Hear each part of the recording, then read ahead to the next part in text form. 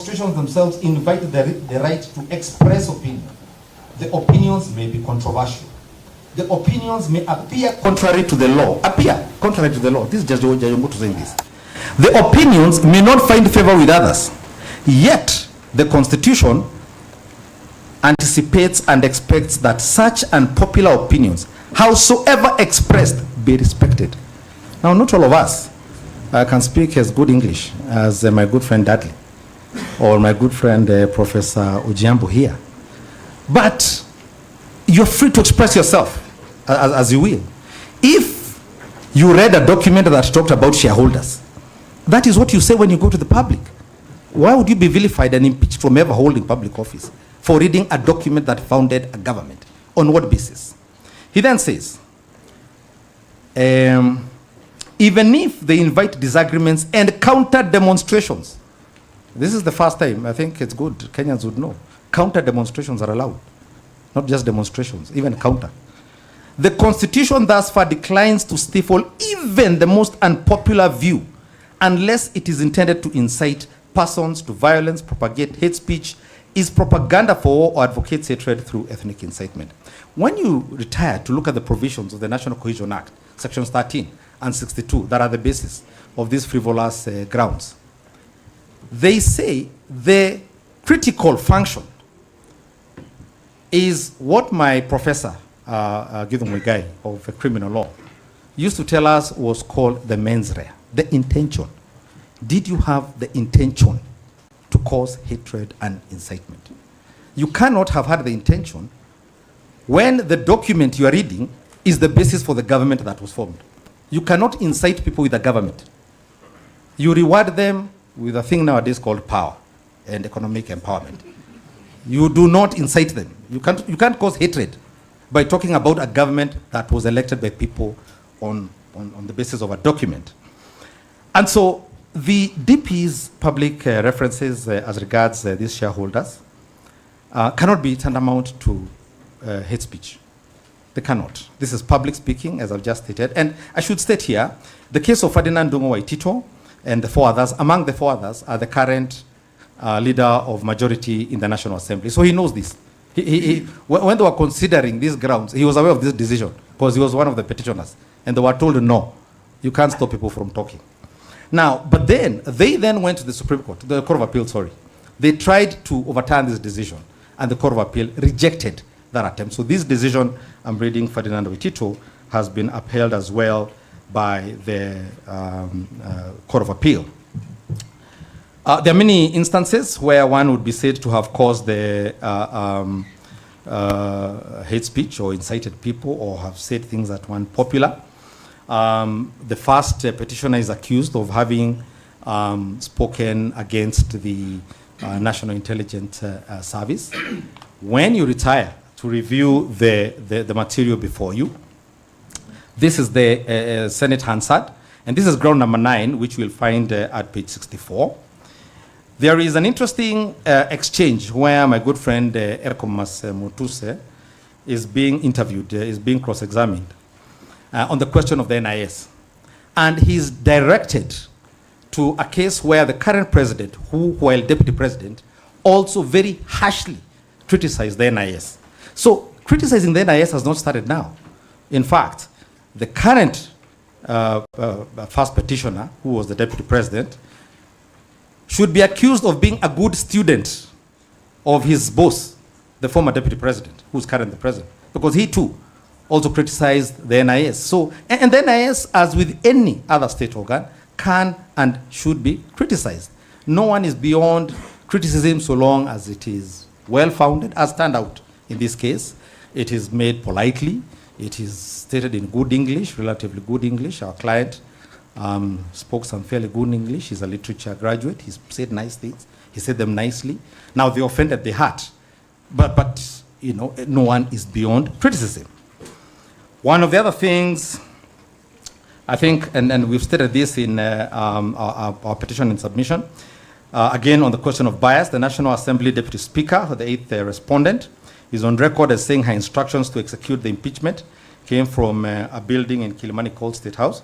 And one of the things the court is invited to look at is whether the person exercising this decision acted on the direction of a person or a body not authorized or empowered to give such directions.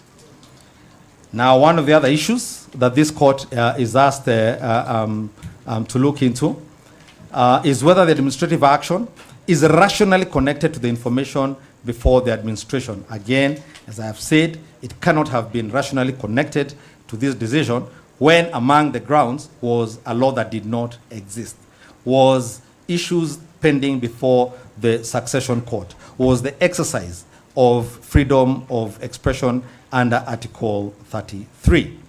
I will not repeat the question about the issue, but it's one of the other issues, again, you'll be able to look at. The question of these shareholder agreements, I need not say any more about that. But is the decision unreasonable? The ungodly rush to execute a premeditated decision is unreasonable. A one-day notice to the public to conduct public participation regarding a matter that even this court has said is of great public importance is unreasonable. Conducting public participation in which the public only has access to the impeachment motion, a summary of it, by the way. The evidence was not given to the public. They were just told he has violated Article this, Section this, and Section that. Most lawyers could not tell you, with most, leave alone the public, other than my good friend Mr. Umtata. No public member can read these sections out of their head. And yet this is what they were given on this document and told, should we impeach this man or not? Passing a resolution based on public participation, as I said, that had 0% of voters who cast the votes in 2022, is unreasonable. One of the other criteria is whether the administrative action or decision is not proportionate to the interests or rights affected, and whether the impugned action or decision violated the legitimate expectations of not only the Deputy President, but the nation at large. Now, the case I cited earlier, which is the 2025 IEBC versus AG case, states the following words. Kenya's history is one of executive overreach and institutional compromise. This is what the Supreme Court said last year.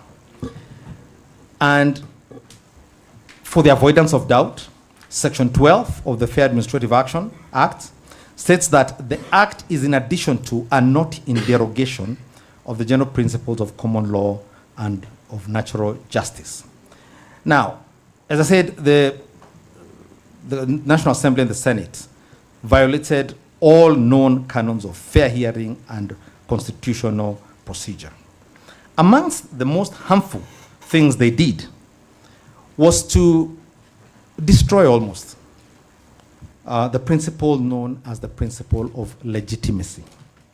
The principle of legitimacy has 3 pillars. Pillar number 1, people must have voices and their voices must count. That's the first pillar of the principle of legitimacy. The second one is that public affairs and the law must be conducted with fairness and justice. That too was violated. And thirdly, that laws and rules must be consistent and applied evenly and predictably. I repeat, the current Deputy President is the witness of these shareholder agreements that led to the impeachment of the Deputy President seated here. The President, the Speaker of the National Assembly, the Speaker of the Senate, all are members of parties that signed and are beneficiaries of this agreement. How can we say the law is being applied equally, fairly, and evenly, even in the limited space of the political players, when one group is treated one way and one individual is treated another way?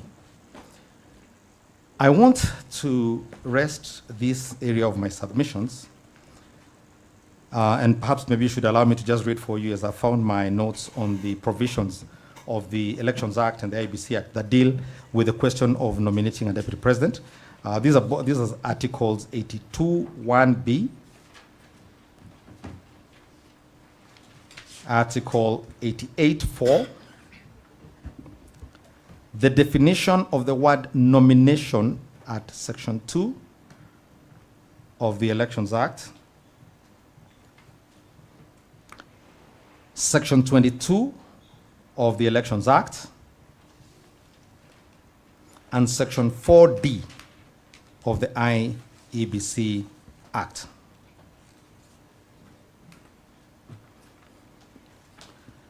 I want to close with the following paragraph taken from the decision of the IEBC versus Attorney General 2025 case. This was a case concerning the delimitation of boundaries, and the Supreme Court of Kenya said as follows. And this is the penultimate paragraph of their judgment. However, before we conclude, we must address a matter that has troubled us. And it is my very, very tremendously humble and respectful request to this court to also be equally troubled by the things that the National Assembly and the Senate did in this matter.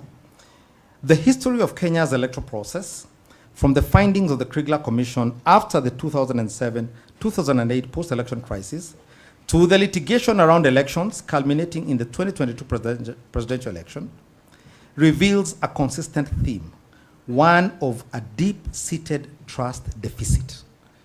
I beseech this court, do not countenance any further trust deficit based on the things the National Assembly and the Senate did. Trust deficit between Kenyans, the IEBC, and the electoral process. This deficit did not occur by accident. It occurred because of actions like the ones by the National Assembly and the Senate. Rather, it is the product of decades of politicization of the electoral process, relentless attacks on the Commission's independence, and a failure to implement electoral reforms in a good time and in good faith. Leaders exercising delegated authority, such as the National Assembly and the Senate, on behalf of the people under the Constitution, rather than fueling this mistrust for short-term political gain. It appeared last year, 2024, when the impeachment was going on. It seemed that there was a deadline by 20th October. And when I slept, I woke up with a eureka moment. The idea was to have a new deputy president at the holiday. You know, it gripped me. I hadn't seen it before, you know. And so undermining the very institutions they are duty-bound to protect should channel their power and influence toward addressing structural weaknesses, enhancing accountability, and reinforcing public confidence in the impartiality and competence of the IEBC. In this case, I say of decisions by the two bodies before you. Ultimately, the legitimacy, which is why I spent some time talking about the doctrine of legitimacy. And this is what they say. Ultimately, the legitimacy of Kenya's democratic order depends not only on credible institutions, but equally on the fidelity of political actors to the spirit of the Constitution and the sovereignty of the people, which was in question during this impeachment. Unless your ladyship and my lords have any questions for me, I want to thank you for the privilege of your time and attention. I'll rest at that point. I hand over to my senior, Mr. Swanya. Thank you. I would like to make this comment that repeated issues are coming up in your submissions, and I want us to believe that we have heard most of those issues. If you find that you are bound to repeat what has been said, we want to assure you that it is not necessary. Thank you. My name is Swanya. I'll address the court on notices. But before I do so, let me cite the Supreme Court,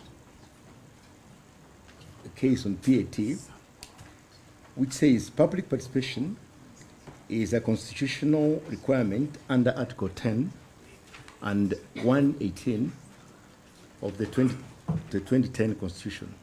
The Supreme Court, in a PAT case, held that public participation and consultation is a living principle that went into the constitutional tenet of the sovereign of the people. Under Article 10, Sub-Article 1 and 2, as a constitutional principle, public participation binds and it is applied to all aspects of governance. Your Honors, and Lady, I want just to get down to some specifics on public participation. It is designed to ensure accountability, requiring public engagement, rather than just parliamentary approval. In the context of impeachment, it is a remedy of the last resort. This, I think, was mentioned by Senior Counsel Paul Mwite. Therefore, the public participation exercise must meet the following standards, and this is what I wanted to get down to the specifics. One, must be purposeful and meaningful. Must be real and not illusory formality. It is not cosmetically done for Public Relations Act. Should not be undertaken as a matter of just to fulfill a constitutional requirement. The public participation exercise outcome must have quantitative and qualitative components. It is accompanied by reasonable notices and reasonable opportunity.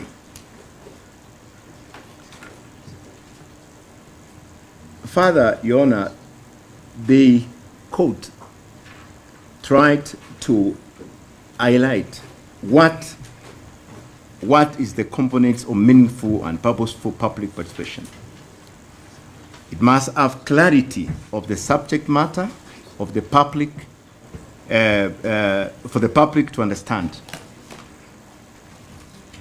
The structure and process, that's the media of communication, of the participation, participation that are clear and simple to understand and follow.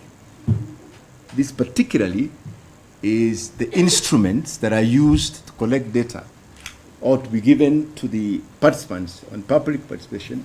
They got to be simple, clear, and easy to follow.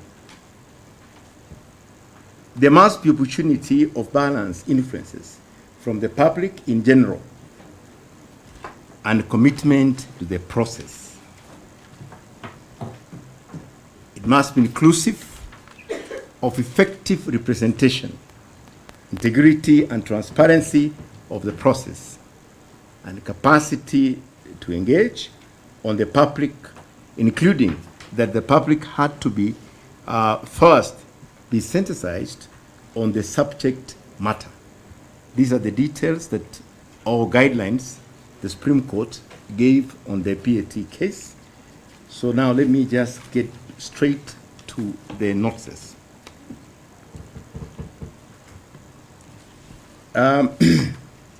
Before I get to the details of it, let me define what a notice is and a reasonable notice. A notice is a formal information to parties attached or necessary to a judicial process, informing them about the issues they need to know and given an opportunity to respond to them. The courts always will rely on the parties to properly serve notices to the affected parties.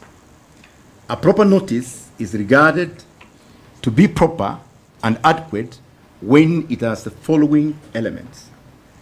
Number one, it must be in writing and indicate the date issued. It must be clear and precise, or state the clear, precise object of the notice. Provide specific venue and duration if necessary. Provide adequate timelines and periods as may be stated in a statute or an agreement.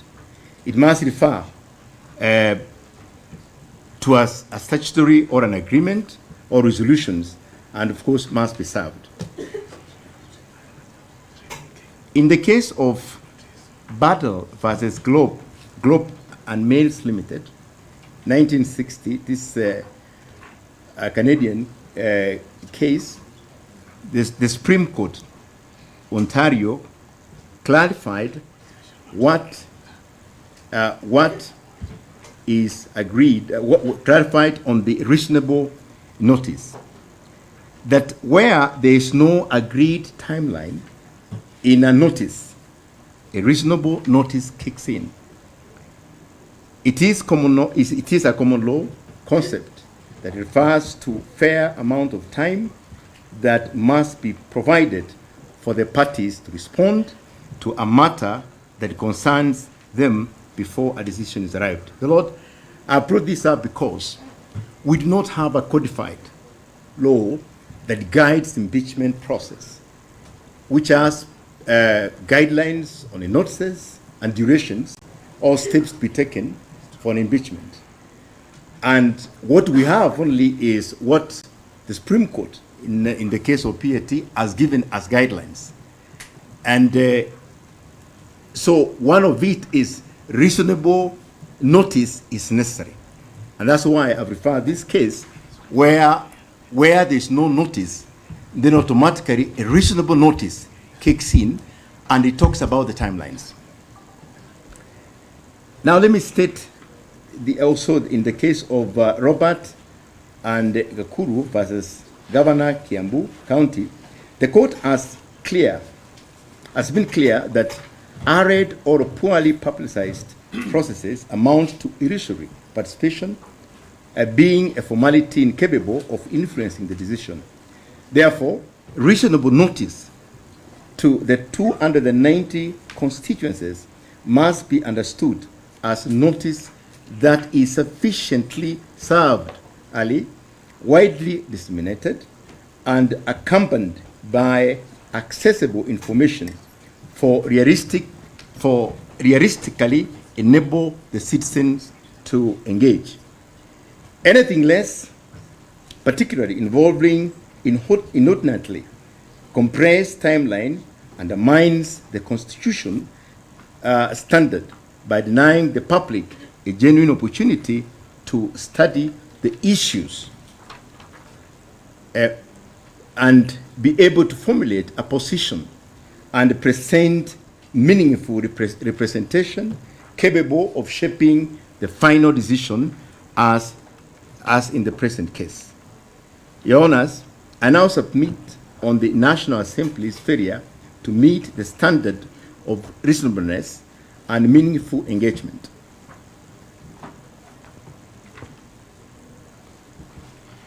The National Assembly, in their own report, reveals a process that prioritized speed over substance, failing the reasonableness tests as follows. The notice ran for only 2 days. That is on 2nd and 3rd October 2024. For the public participation exercise, which was to be held on 4th of October 2024, at a purported initially a designated single venue at the county level. Additionally, the National Assembly report on 3rd and 4th October 2024 stated they had 40,000 copies of the notice of the special motion were circulated as newspaper pullouts. This begs the question whether the 40,000 copies were adequate for meaningful national public participation, and whether the 2 days were adequate for circulation of the same nationwide. My Lords, we submit that the timeline were fatal to the meaningful engagement, because the entire national exercise was condensed into a 4-day window inclusive of the 2 days notice advertisements. This time frame is grossly insufficient for the public to digest a 100-page motion containing 11 complex grounds, legal grounds, including allegations of corruption and gross economic crimes. Your Honor, it's important to note that The first notice had a single venue per county. Your Honor, you can imagine an headquarter of a county, assuming that's where the exercise was taking place. The people who are at the ends of the county, how would they access to reach the venue and participate in the public participation exercise? This is contrary to actually what the Court of Appeal, the Supreme Court, rather, guidelines had provided for. The other point, Your Honor, according to the report, the nationwide public participation exercise at the constituency level gave 1 day notice on 4th of October 2024, the same date as the court ruling. Let me clarify here that the participation exercise was supposed to be on 4th of October 2024 for 1 day. But the ruling of Justice Moho, your brother, extended the participation for another 1 more day. Now, that advertisement or publication also came in the same day when these exercises were supposed to finish. Now, what would happen that to the common mwananchi? Of course, confusion. Similarly, the orders which were given said that now the exercise should move from the county to the constituencies. The Honor, what we notice here is that in the constituencies, just talked about constituencies, never gave a specific place, address, where this exercise is supposed to take place. It's our submission that such an important exercise to remove the deputy president from office, who was elected by the majority of Kenyan in each gazetted polling station in the country, required a similar methodology and the participation to remove him from office. And certainly, the purported NGCDF officers advertised without prescribed venue address did not meet Justice Mwongo's court order to provide venues close to the people in any case, the only venue close to the people is polling stations. The Honor, here, as I said earlier, even with the orders, needed to have the exercise done at the constituency level. And the assumption here is that each constituency has these officers.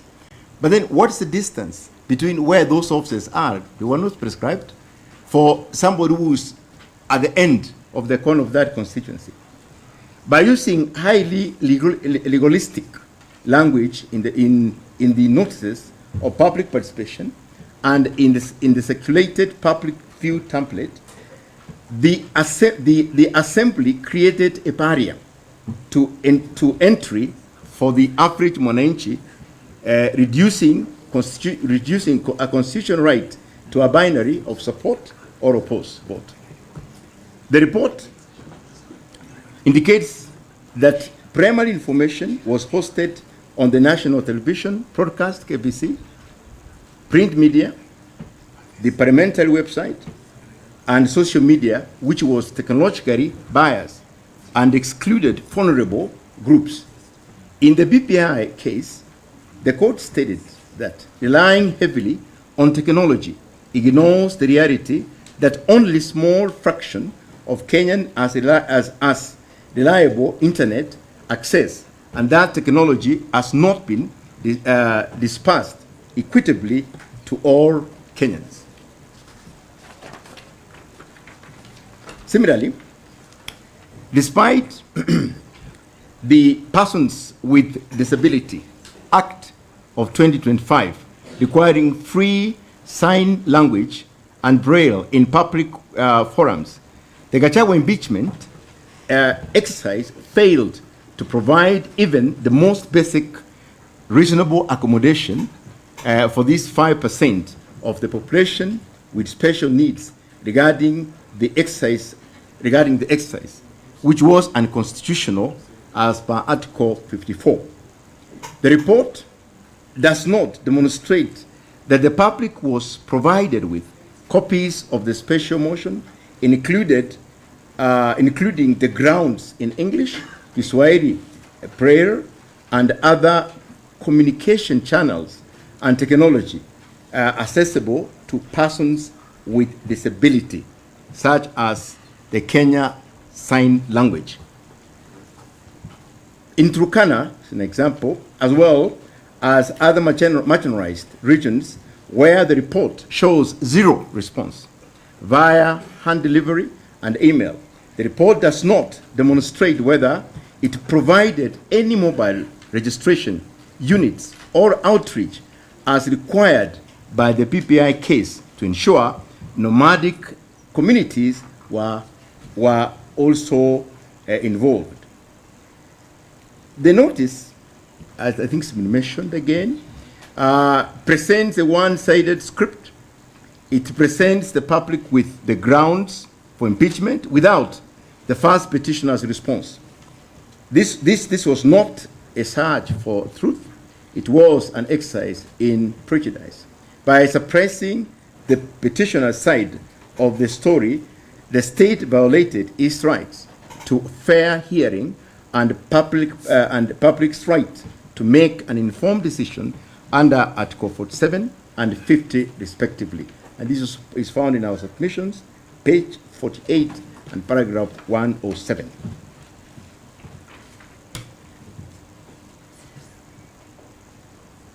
One submit that since the reasonableness of the notice is to be determined on case-by-case basis, the adequacy of notice in the present impeachment process can be tested against the scale of electoral mandate it seeks to overturn. This is found also in the submissions, page 47 and paragraph 104.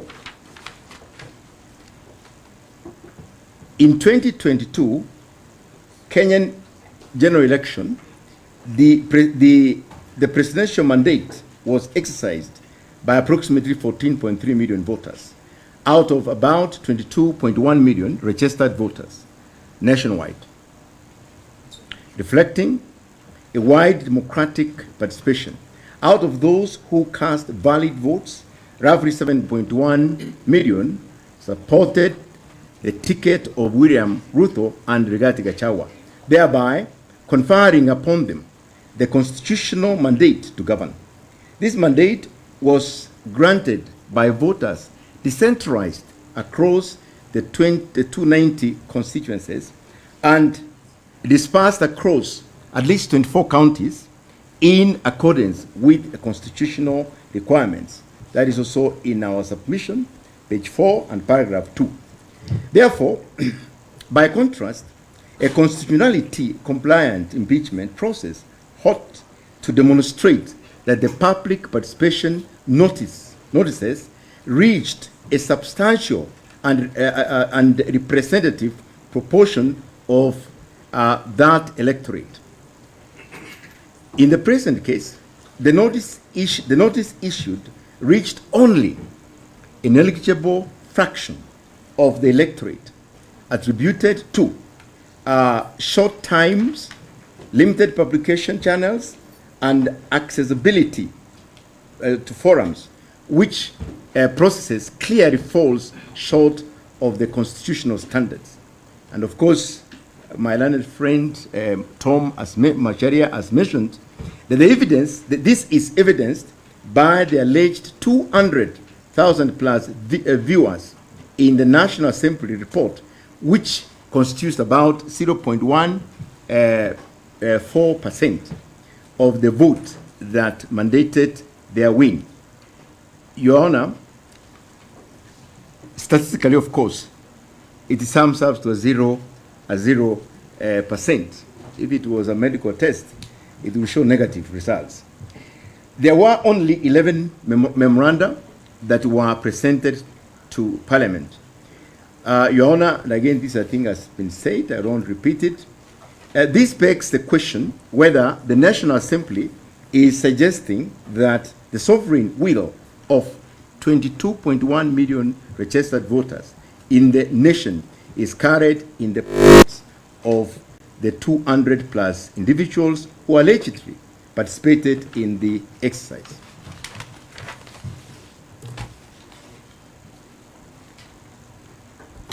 Your Honor, as you retire, you will find that the National Assembly's failure to issue reasonable notices contributed to the dismal performances in the public participation exercise, which cannot be taken to proportionately hold the views of the majority who voted the President and Deputy President into office. I also dare to say that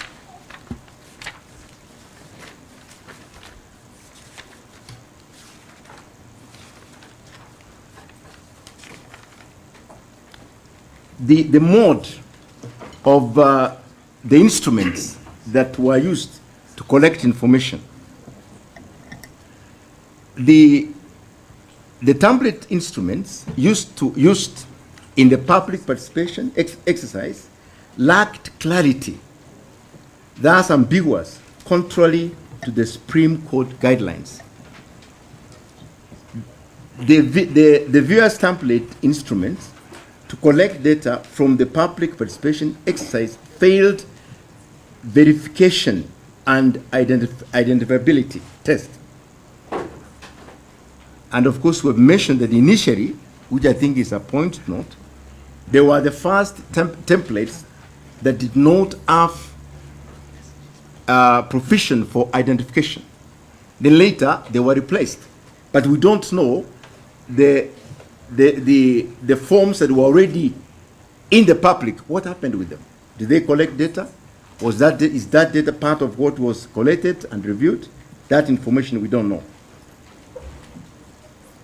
Parliament equally did not state clearly how they were verifying the information they got from the public. Finally, let me just finish now.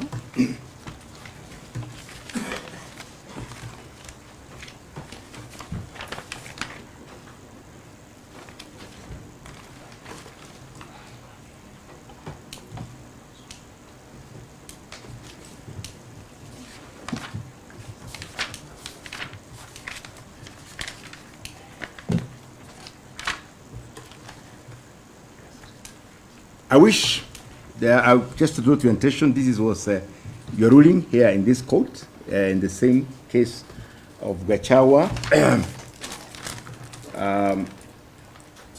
Gachagua and 4 others, versus the Speaker of the National Assembly, and 15 others. 224 KEH 13473. This is what you stated.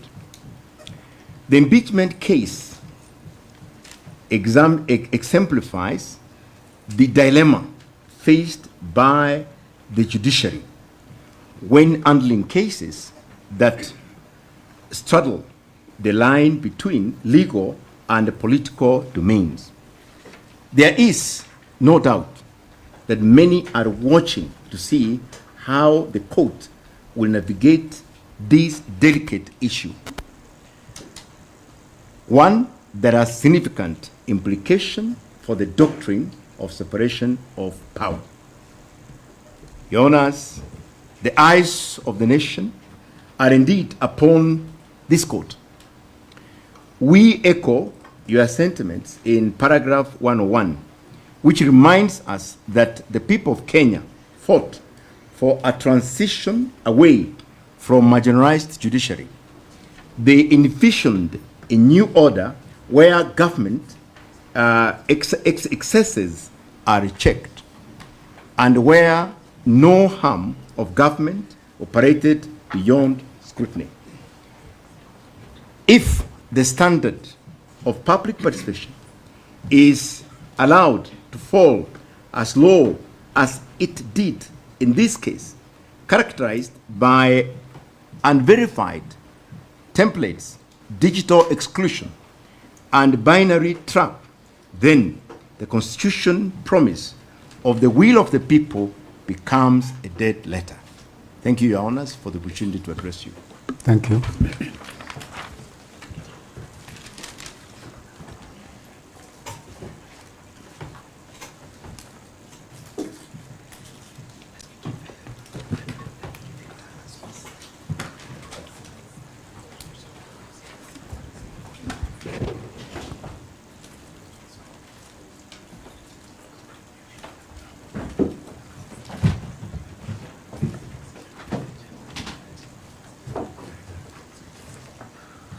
Good afternoon, my lords and my lady.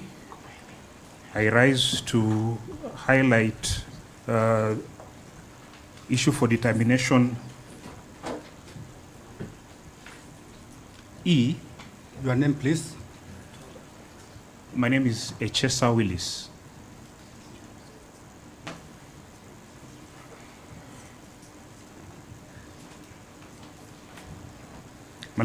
My lords and my lady, I do rise to address and highlight submissions with regard to the issue for determination number E, that is at page 11 of the issues for determination, as have been crystallized by the first petitioner. My lords and my lady, the substance of issue number E is to be found at page 51 of the first petitioner's submissions. And my lords, taking cue from the presiding judge's direction, I will not repeat what my learned colleague, Mr. Tom Masharia, has addressed the court with respect to Article 47 of the Constitution, as well as Article 50, sub-Article 1, with regard to the right to fair hearing as well as fair administrative action. My Lord, I will, for purposes of guiding the court in appreciation of this issue for determination, I will draw the court's attention to the further amended petition, specifically averments contained at paragraph 97, as well as paragraph 106. I know that is the foundational essence of the issue for determination that I shall be highlighting. My Lord, further to that, I do redirect the court's attention to the affidavit in support of the petition sworn by His Excellency Rigathi Gachagua. My Lord, this is sworn on the 18th of October 2024. And my lords and my ladies, specific to the issue that I'm highlighting on, issue number E, my lords, I do direct the court's attention to the deposition made at paragraph 8H, that is at, it's not paginated. The next factual preposition, my lord, is the deposition made at paragraph 22. And lastly, I shall make reference to the supplementary affidavit of His Excellency Gachagua, sworn on the 27th of October 2024, specifically at paragraph 6. My lords and my lady, against the backdrop of what my learned colleagues that have made submissions ahead on the provisions of Article 47 as well as Article 50 sub-Article 1 that embody the requirement of fairness in decision-making before decision-making bodies, as has been submitted, my Lord, the role of the Senate in this particular proceeding leading to the impugned impeachment, it has been submitted ably by my learned colleague, Mr. Macharia, that this was a quasi-judicial process.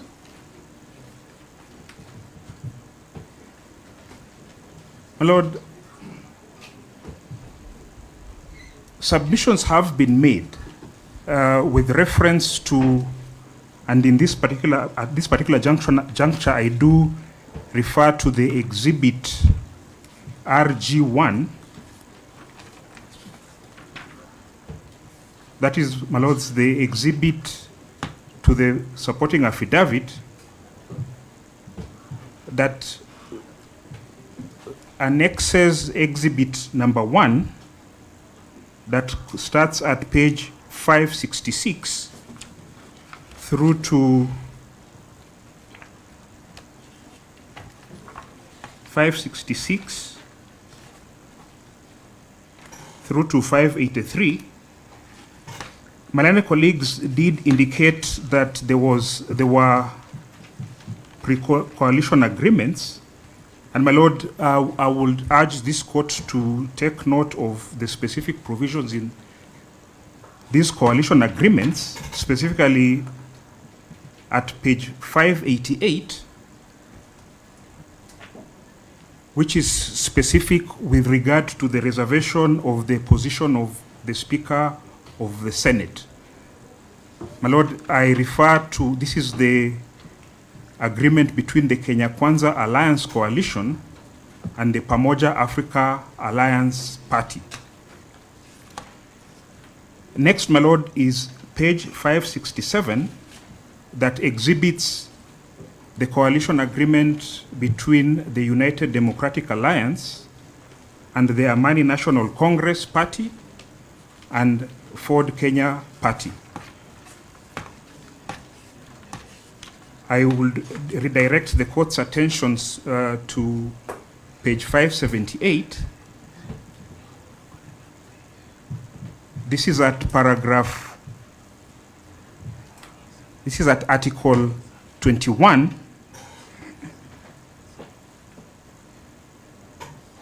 subparagraph L and N. My lords and my lady, what those annexures, the purpose of that, of those annexures is to amplify the fact that the speakers of both the National Assembly as well as the Senate were direct beneficiaries to the pre-coalition agreements that were in place, and that which had been submitted by the first petitioner first before the National Assembly on the 8th of October 2024 in response and in his defense with respect to ground 1 that raised the charge on the so-called shareholding issue. My lords and my lady, the point to underscore in regard to those coalition agreements is that as early as the 8th of October 2024, when the first petitioner tendered his defense to the grounds that were purportedly moved by the National Assembly, it was clear that part of the evidence that the first petitioner was to present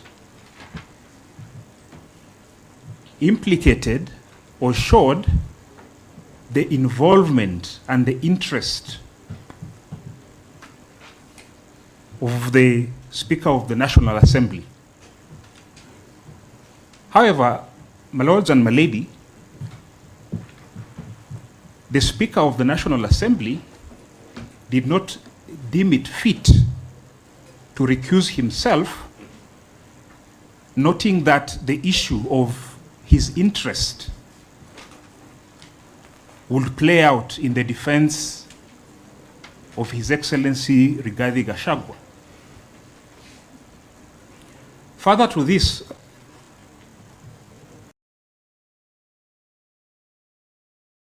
when the motion was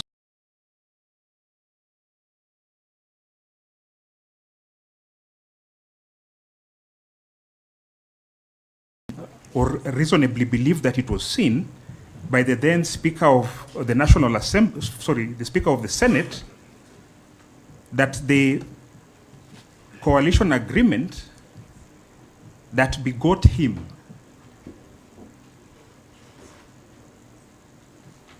his speakership was also in question, as it had been brought up by the first petitioner in his defense of ground one that had been then passed by the National Assembly. In summing up, my lords and my lady, impartiality is essential for decision making, and as my learned colleagues have indicated, the process demonstrated what my senior counsel, Mr. Ongoya, has referred to as malicious compliance, breakneck speed with regard to the moving of the motion, as well as the directions, as well as interpretation that was given to various provisions of the Constitution by both the Speaker of the National Assembly and that of the Senate. In summing up, my lord, the petitioner has, in his bundle of digest and bundle of authorities, made reference to the decision of Njiru and 11 others versus Kenya Kwanza Coalition and 18 others, which my learned colleague, Mr. Macharia, made reference to.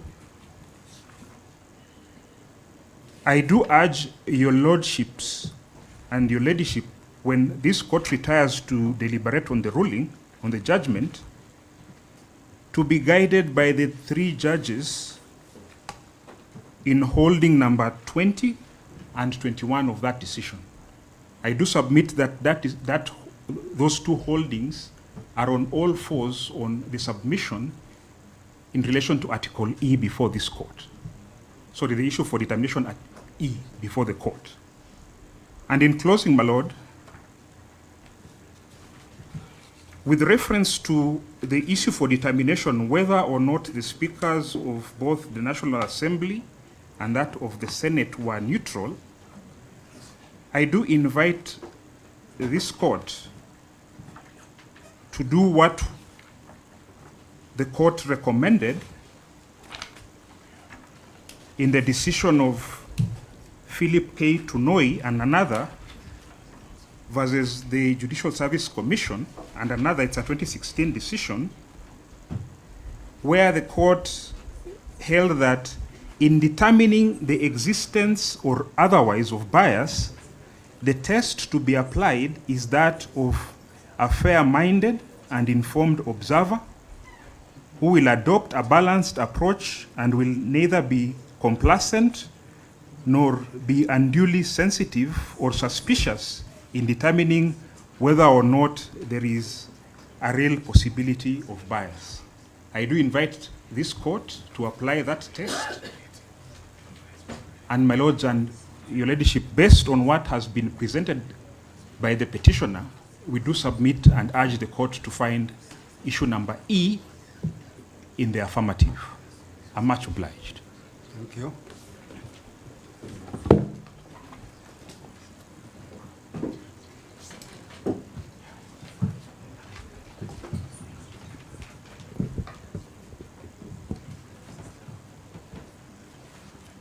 May it please your lordships and your ladyship, my name is Faith Waigwa for the first petitioner.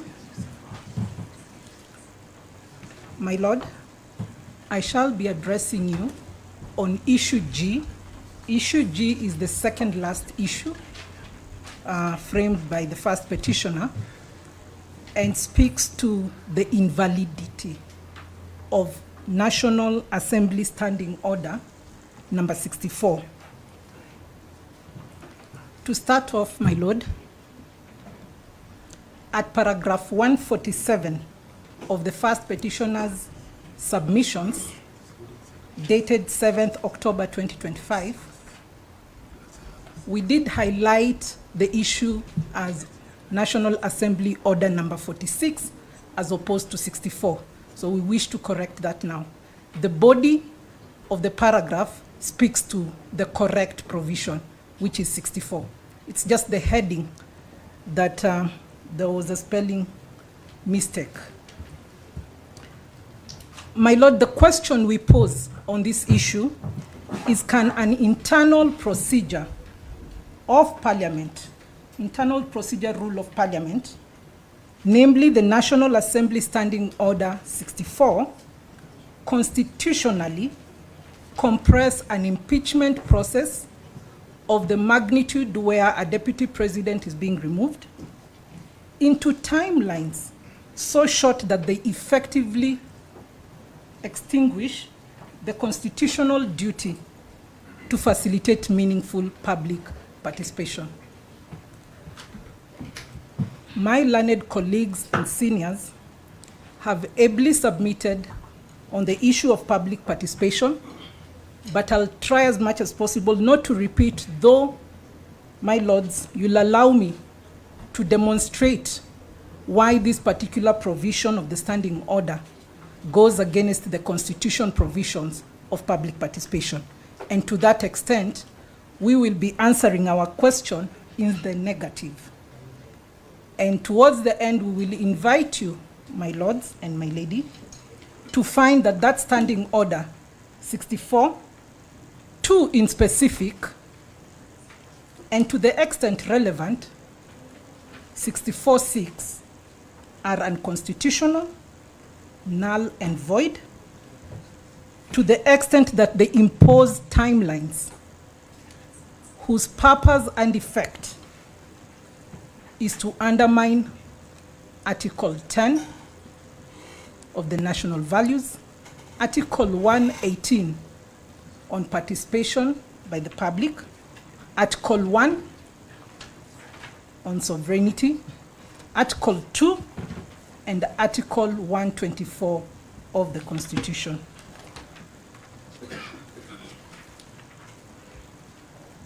My Lord, this is not an attack on parliamentary autonomy.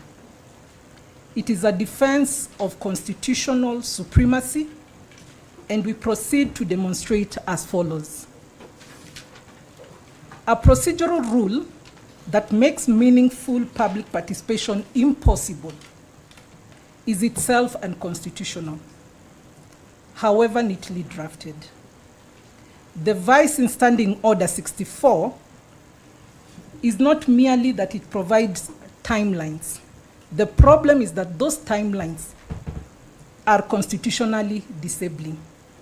And I will demonstrate what Standing Order 64 provides. It requires, 1, the National Assembly's Speaker to dispose of an impeachment motion within 3 days of its notification. Thereafter, it provides the disposal of the impeachment motion by the National Assembly within a period of only 7 days. We have 339 members of the National Assembly who are supposed to dispose of the impeachment motion within 7 days. And lastly, it provides for transmission of the resolution of the National Assembly once they've passed the motion to the Senate within 2 days. The real vice falls under under Standing Order 64-2, where the National Assembly has only 7 days within which to dispose of the impeachment motion. This standing order compresses a matter involving reversal of sovereign electoral choice into 12 days, thereby making meaningful public participation illusory. And where participation becomes illusory, Articles 10 on participation of the people being a national value and principle of governance is affected. And Article 118 on public access and participation is also affected. Article 2, my Lord, of the Constitution is supreme. Anything inconsistent with it is void. The standing orders themselves derive their authority under Article 124 of the Constitution, and therefore, they do not sit above the Constitution and cannot cut down constitutional obligations. The Supreme Court in Mate and another versus Wambora and another, 2017, the court held as follows. Courts have jurisdiction to interrogate even parliamentary standing orders for constitutional compliance. So this principle, my lords and my lady, answers any argument by the respondents of non-justiciability. This honorable court is being invited to supervise parliamentary politics. It is being invited to perform its constitutional duty of reviewing constitutionality. My lords and my lady, constitutionality is judged not only by text, but by purpose and effect. So we look at what is the purpose of Standing Order number 64-2. Its purpose is to force expedited disposal of impeachment motions. But what is its effect? In reverse, to restrict Parliament ability to facilitate meaningful public participation in the impeachment proceedings. With this, Standing Order number 64-2 has a purpose and effect that undermines constitutional rights and national values and principles of governance, and therefore should be found to be invalid. The petitioner specifically pleads this at paragraph 98 of its further amended petition. And that is the vice before this honorable court.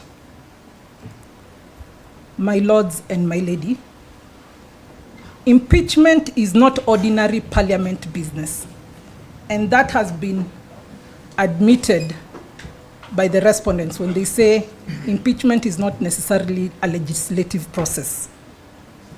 It seeks removal of a directly elected constitutional office holder, and in practical terms, revisits the sovereign will expressed at the ballot. It is that serious.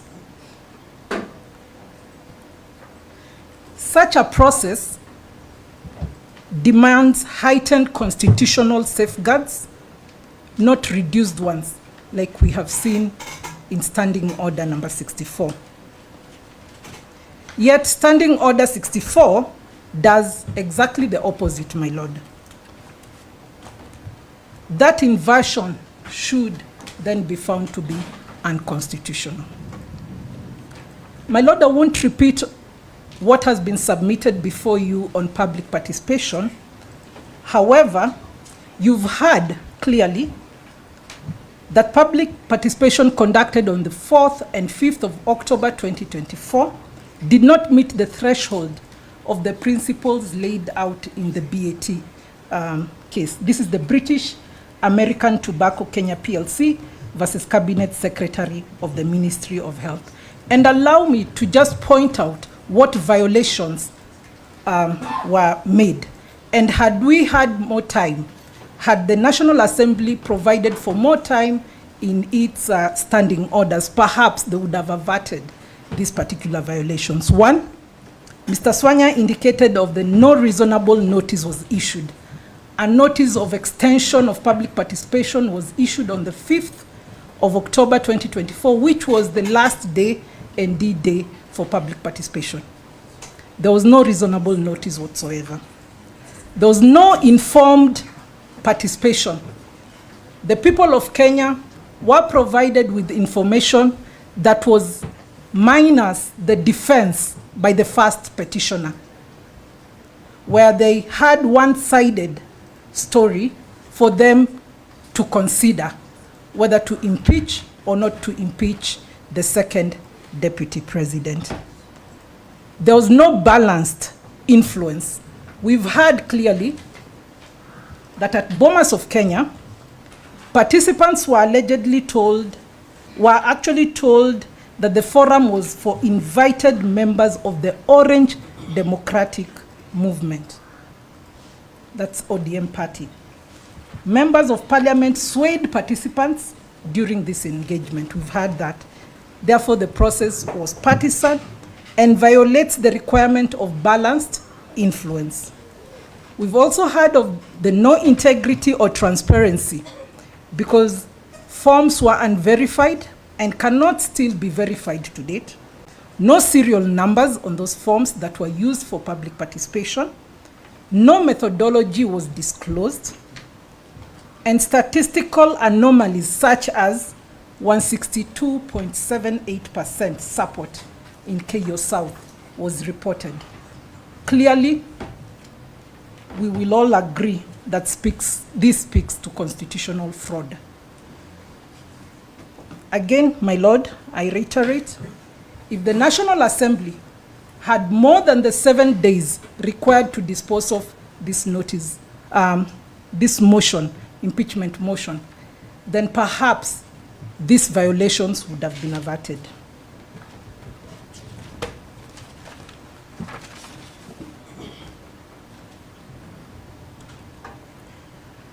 The respondents may argue timelines alone do not invalidate a process. However, our response would be not every short timeline is unconstitutional. So we might agree.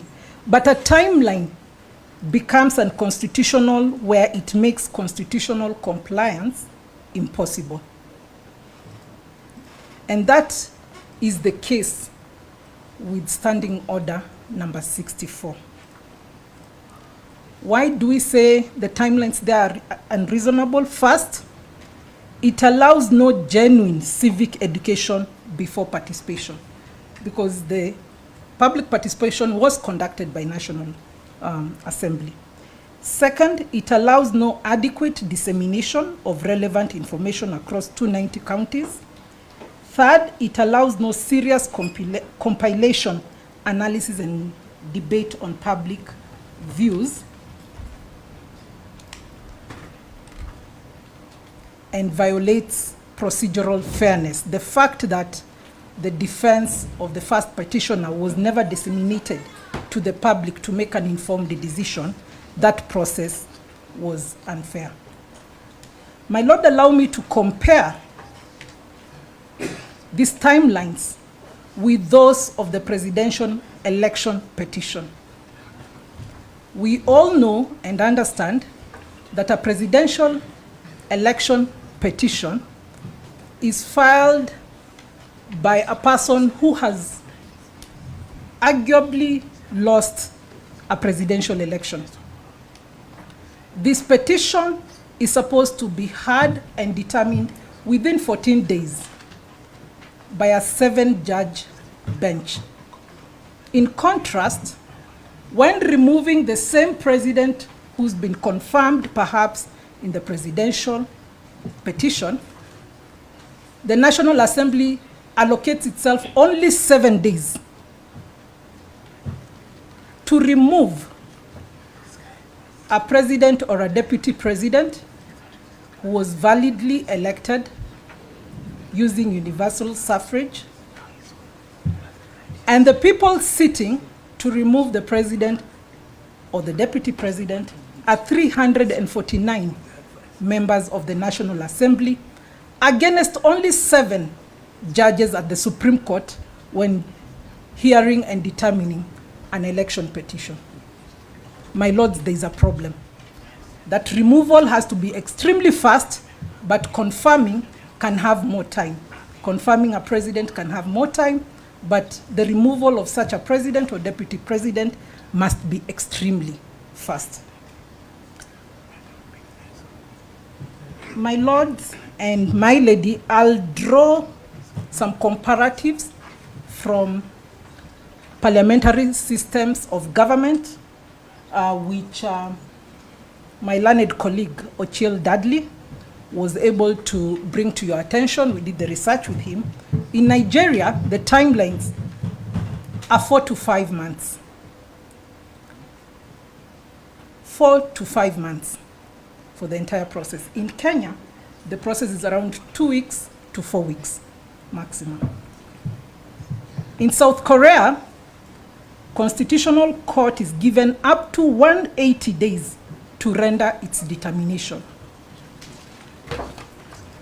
In the US, my lords and my lady, we will be surprised that there are no rigid timetable.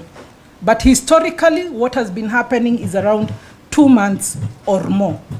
And the reason is that the flexibility exists because of the gravity of such matters that demand deliberation. So you will find from the countries we've drawn your attention to is that they are more of an investigative process as opposed to a mob justice process that took place in our country at the National Assembly. Why are we comparing this? This comparative material is not cited to import foreign constitutions. It is cited to illuminate a constitutional principle. Basically, Kenya is an outlier when it comes to timelines for removal of its president or its deputy president. Where removal overturns a popular mandate, constitutional democracies favor deliberation, investigation, and participatory legitimacy, not speed. I repeat, my lords, not speed. So the Kenya's National Assembly Standing Order 64 runs opposite to this democratic pattern. Article 124 creates standing orders as subordinate procedural instruments. Being subordinate procedural instruments, they therefore cannot dilute Article 10 on participation of the people as a national value and principle of governance. They cannot dilute Article 118 on public access and participation. They cannot dilute Article 1 on sovereignty of the people. They cannot dilute Article 47 on fairness in administrative actions and quasi-judicial outcomes and decision. My lord, they cannot dilute Article 50 on fair hearing and Article 2 on the supremacy of the Constitution. As I conclude, my lord, constitutional obligations are not optional where timelines are tight. If timelines make it impossible, then those timelines must yield, not the Constitution to yield.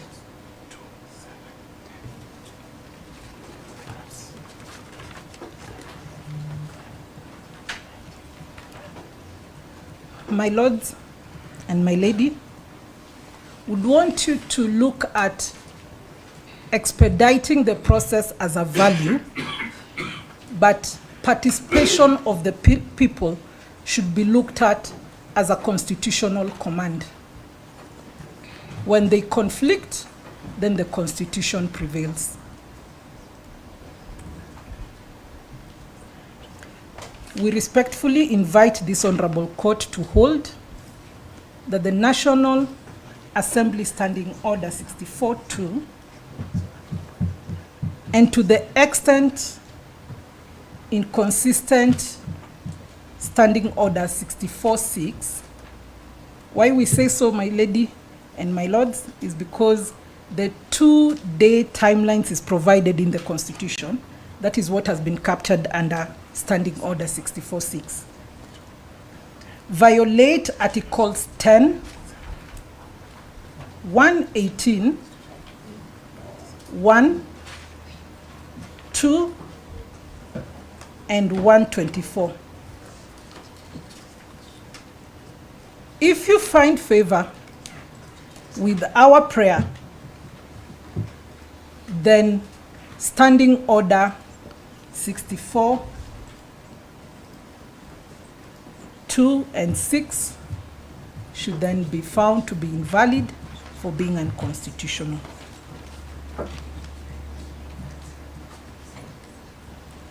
My lady and my lords, as you retire to write your judgment, we need to answer to this question. We kindly request that you address yourselves to: can sovereign will expressed through election be reversed through a process too hurried, like that at the National Assembly, having been given 7 days for the people to meaningfully participate in it? We look forward to a respectful answer of no. And for these reasons, we respectfully urge this Honorable Court to declare the Standing Order 64-2 and 64-6 as unconstitutional, null and void, to the extent they impose timelines whose purpose and effect is to undermine the articles that are mentioned, 10, 118, 1, 2, and 124 of the Constitution. I so respectfully submit. Thank you. Thank you.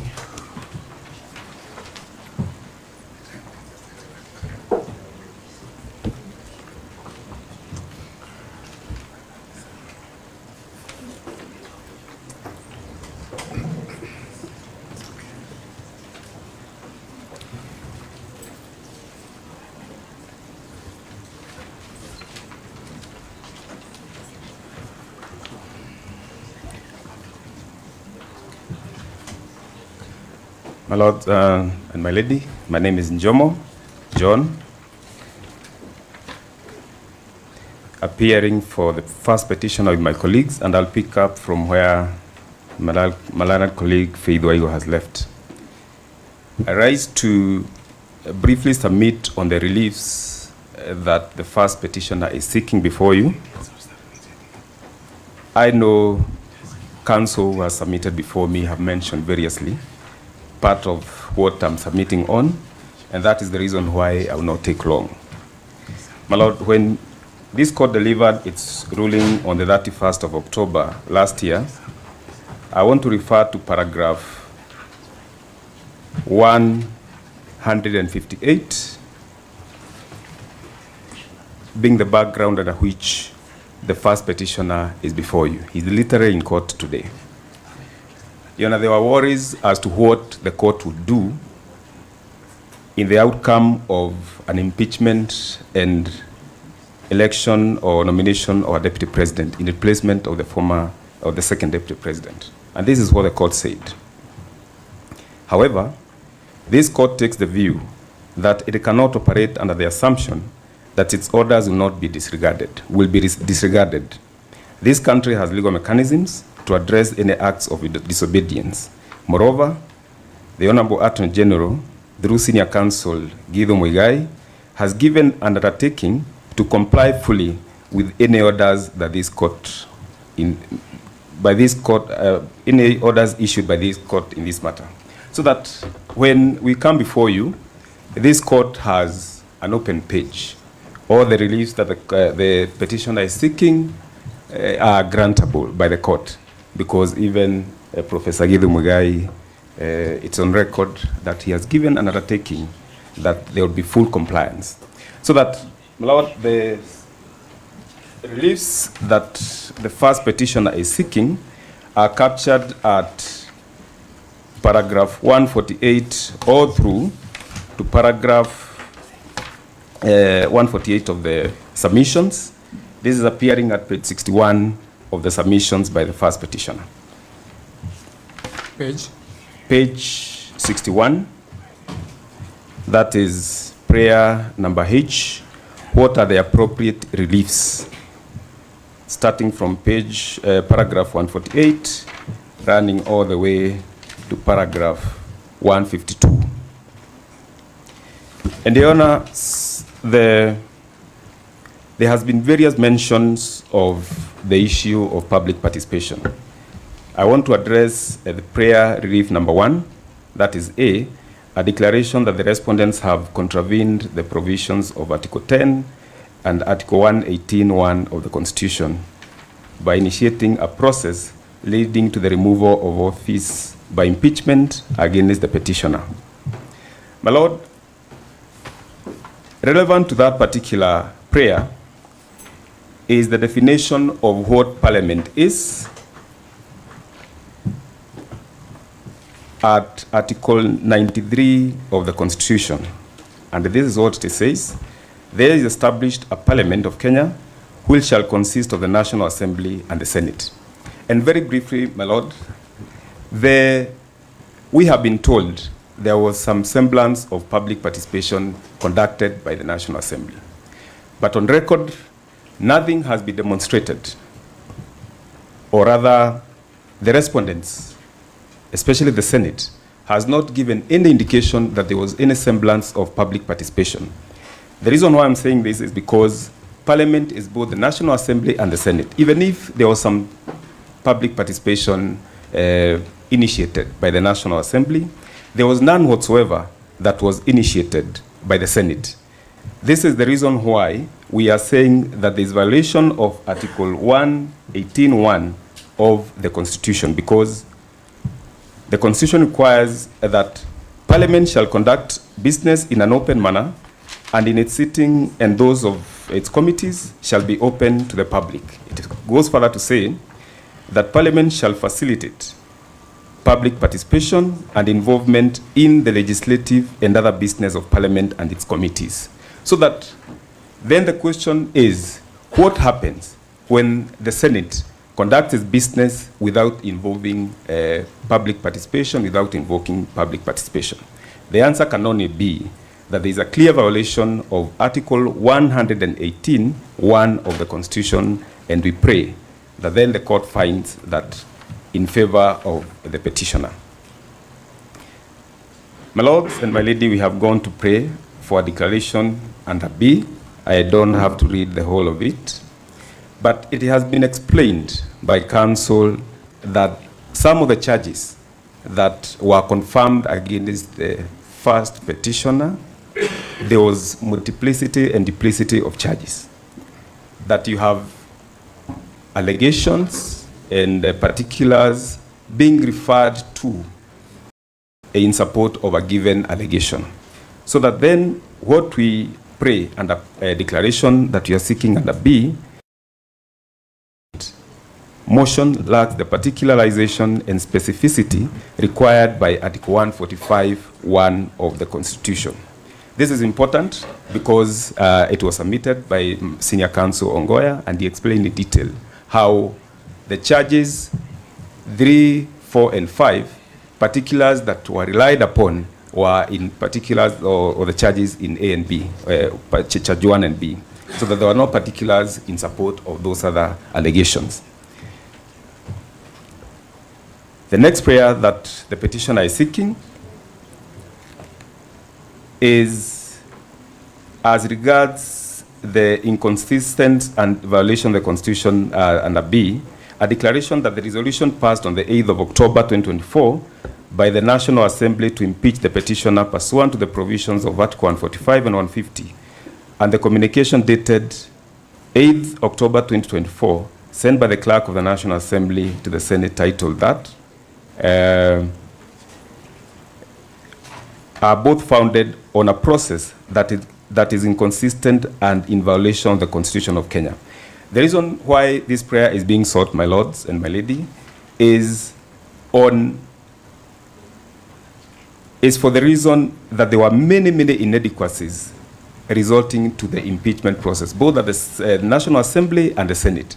So that the culmination of it is that the process was a sham, and whatever that resulted from that particular process cannot sustain the impeachment process. So that we pray that the court can grant prayer number C as sought in the amended petition.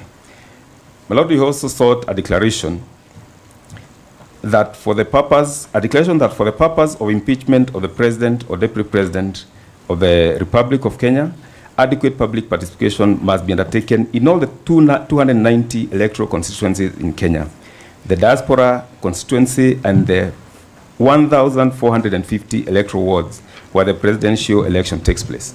My Lord, the background on this is that the election of the Deputy President and the President takes place at the polling station. Council who has submitted before me have explained to my lords that the initial notice that was given was that public participation was to be undertaken at the county level. Subsequent communication was that there will be public participation at the constituency level, without an indication as to where the venue and more details to allow members of the public to meaningfully participate in public participation so that they can give their views. So that without a clear communication that public participation was to take place in all the 290 electoral constituencies and the 1,450 electoral wards, then that process cannot be said to have met the constitutional threshold on meaningful public participation. It is for that reason then that my lords, we pray that you can find in favor of the first petitioner the declaration that is seeking under D. The subsequent declaration is on the timeline that was given, a declaration that the 12-week period provided under standing order 64.2 and 64.6 of the standing orders of the National Assembly is grossly insufficient. My Lord, I will not repeat that because Council Faith Waigua has elaborated on the inadequacies and the prayer to have the same declared unconstitutional. Subsequent to that, my Lord, we have prayer number F. Most of those others I'll consolidate. A declaration that the proceeding before the whole House plenary of the Senate of Kenya under Article 145 of the Constitution of Kenya are not limited to time-bound 10 days. This is, my Lord, what Ochiel Dudley explained, that the 10 days that the Senate imposed on itself was not, did not have any legal basis, so that it was not justifiable for the Senate to impose itself on a 10-day period to conclude the business in a very rushed manner. As it was indicated by the Speaker of the Senate, they wanted to do that with military precision so that they could attain a premeditated outcome in our submission. My Lord, prayer number G is a declaration that the petitioner's right for fair administrative action and Article 47, a right to fair hearing under Article 50 of the Constitution were violated. My Lord, it has been explained in detail how the first petitioner was denied a fair hearing, so that even at a point when he fell ill, it was communicated to the Senate, and Senior Counsel Paul Muite explained to the Senate the circumstances under which he was not able to proceed with the hearing before the Senate. The Senate proceeded, regardless of that particular communication, to proceed with the impeachment process. So that is a very clear indication that the process was not fair, and the right of His Excellency Rigathi Gachagua and Article 50 were violated to the fullest. My Lord, declaration number H that you're seeking is that the National Assembly and the Senate, in their evaluation of the impeachment proceeding before them, failed to properly assess each of the specified ground and determine if they collectively and individually constituted gross violation of the Constitution. My Lord, it has been explained to you again that even where a provision of the law has been declared unconstitutional, the National Assembly and the Senate still proceeded to find and uphold those particular allegations. The alike's have been explained, and the court has been taken through the process leading to the invalidation and declaration of the unconstitutional provision under that particular act. But nevertheless, the National Assembly did not consider it necessary to find that some of those allegations were even illegal, were unfounded, and could not stand the test of law. Next to that is an order that this court quashes several documents and communication.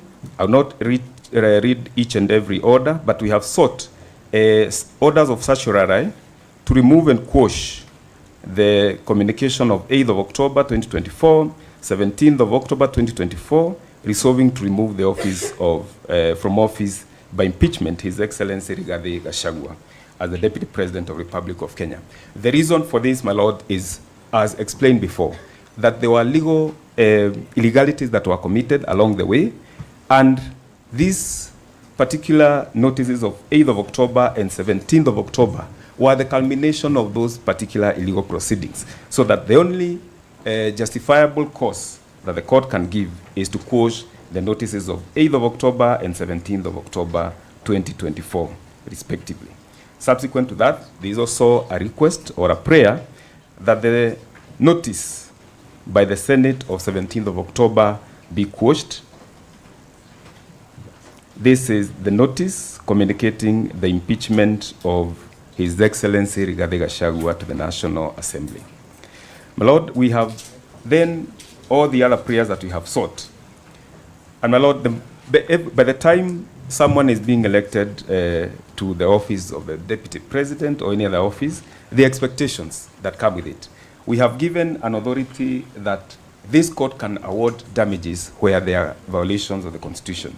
This is the case of Imanyara versus Republic, where the court held that where there are violations of the Constitution, and this is at paragraph 151 of our submissions. My Lord, you'll have a chance to look at it.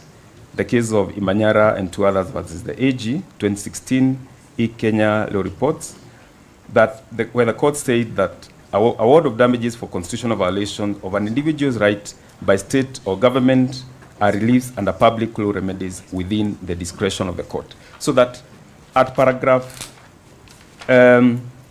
O of our prayers, the first petitioner has come before you and is praying for general damages, punitive and aggravated damages.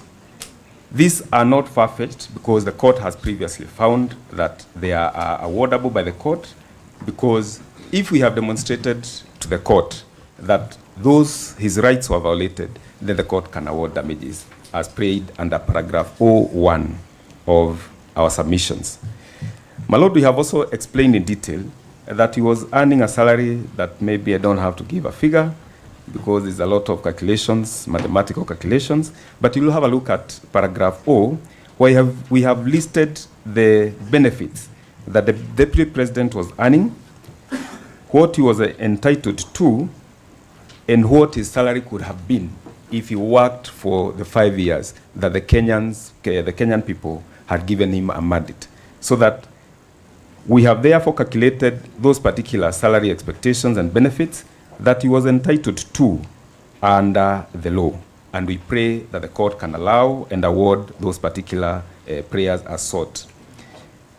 My Lord, the office of the Deputy President attracts some benefits, again, other than the salaries, which we have enumerated under paragraph P, because there are quite a number, including quite a number of issues, cleaners, gardeners, and all that.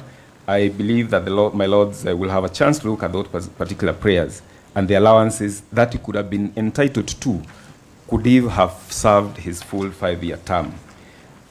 We do have the play that the court will allow. The prayers are sought, and I believe you'll have a chance to have a look at all of them in detail, one by one, in awarding and agreeing to allow the petition as prayed. I think, Mr. Mashari, you have a word to mention about it. I just wanted to remind my colleague that he needed to emphasize that most fundamental matter called costs. We need costs on behalf of the Deputy President for all these bad things that have been done to him and to us. Thank you very much, my lords.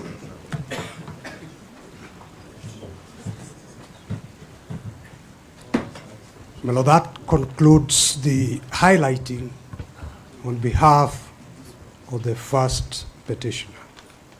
We thank you. Thank you. I see Dr. Gada standing up. Yes, Your Lordship.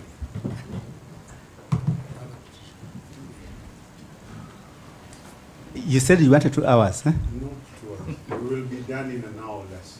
Myself and my brother Sakim.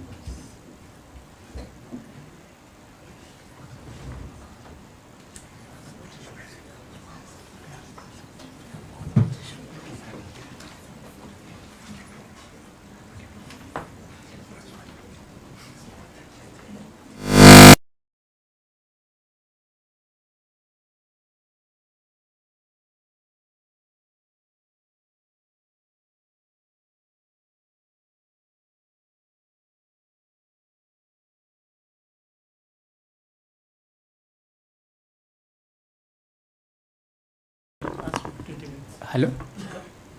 We'll come through. Well, Lord, we are yet to address the court for the 44th to 49th. I'm also present on behalf of the second petitioner. So I don't know if I will be able to address today or the other day. Oh, my name is Teresia Wanjiru Kimoto of Tess Kimoto and Company Advocates Kerugoya.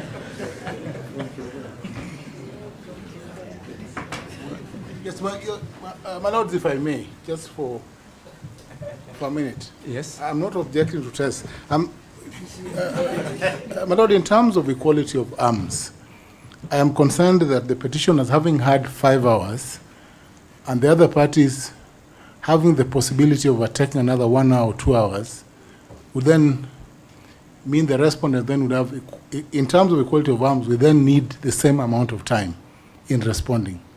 And you had given 6 hours previously. So perhaps I suggest that Evans Ogada, the professor, together with the other petitioners, then share the 1 hour so that we are equal, so that we don't go outside the 6 hours. Tess can take 20 minutes so that we... Why me 20? Well, I think my learned friend, Professor Tom Ojienda, is being anticipatory. Let him wait and see perhaps how long we take. Then he can say at that time how much time he wants, rather than trying to, put the court in some straitjacket. We are very grateful. Those appearing for the first respondent, but I do plead that the other counsel appearing for the other petitioners have their day in court. We are in court. Yes. We are in court. They are having their day. They have their day. Yes. They have their day in court. Yes. Because what this honorable court will ultimately say, either way, is going to apply in future. I think the only issue we need to address is how much time do we give them? And I think we should appreciate that we don't have all the time. So let us plan to share a maximum of 1.5 hours. Your Lordship, I'm sorry, but I'm constrained to object to that approach. When we had the hearing for the conservatory orders, we restrained ourselves and took our and allowed the court to limit our time. But I think for the petition, let us have sufficient time to ventilate on all the issues. We shall take the least amount of time possible. But if you say 1.5 hours, and Dr. Ogada is coming up, I do not know how much time you will have to for the rest of us. I think we are wasting time. Let's proceed. We'll see how far we'll go. Good afternoon, Your Lordship, Your Ladyship. I appear alongside my brother, Mr. Sakimpa. We appear on behalf of the 4th to the 8th petitioners. Ab initio, we will be relying on the following documents. We will be relying on the petition dated 18th October 2024, the affidavits in support sworn on 18th October, the written submissions dated 16th January 2026, the list and bundle of authorities dated 16th January 2026, the further list of authorities that dated 25th April 2026. All power has a limit. All power has a limit. Certain values in the Constitution have been designated as foundational to our democracy. This in turn means that as pillar stones of this democracy, they must be observed scrupulously. If these values are not observed and their precepts are not carried out conscientiously, we have a recipe for constitutional crisis of great magnitude. In a state predicated on a desire to maintain the rule of law, it is imperative that one and all should be driven by a moral obligation to ensure the continued survival of our democracy. That is a paragraph from Nyathi versus member of the Executive Council for the Department of Health, Gauteng, and another 2008, Madala J at paragraph 80. It's in our list of authorities supplied, dated 25th of April 2026. My good friend, Elisha Ongoya, wandered in the morning, and I joined him in the wandering. Which way, Kenya? What is the state of our morality in terms of our constitution? We have provided a case, and that case will form my next line of submission, the case of EFF, Economic Freedom Fighters versus National Assembly, 2018 South African Constitutional Court. Which way for Kenya? The first petitioner has gone through what happened in terms of the process. It paints to us a very worrying state in terms of the health of the democracy that we have in this country called Kenya. This is a clawback in terms of the Constitution and the state of our democracy, culminating into the Constitution 2010 that was characterized by huge cost for the ordinary Kenyans. People shed blood, people were killed, and people died.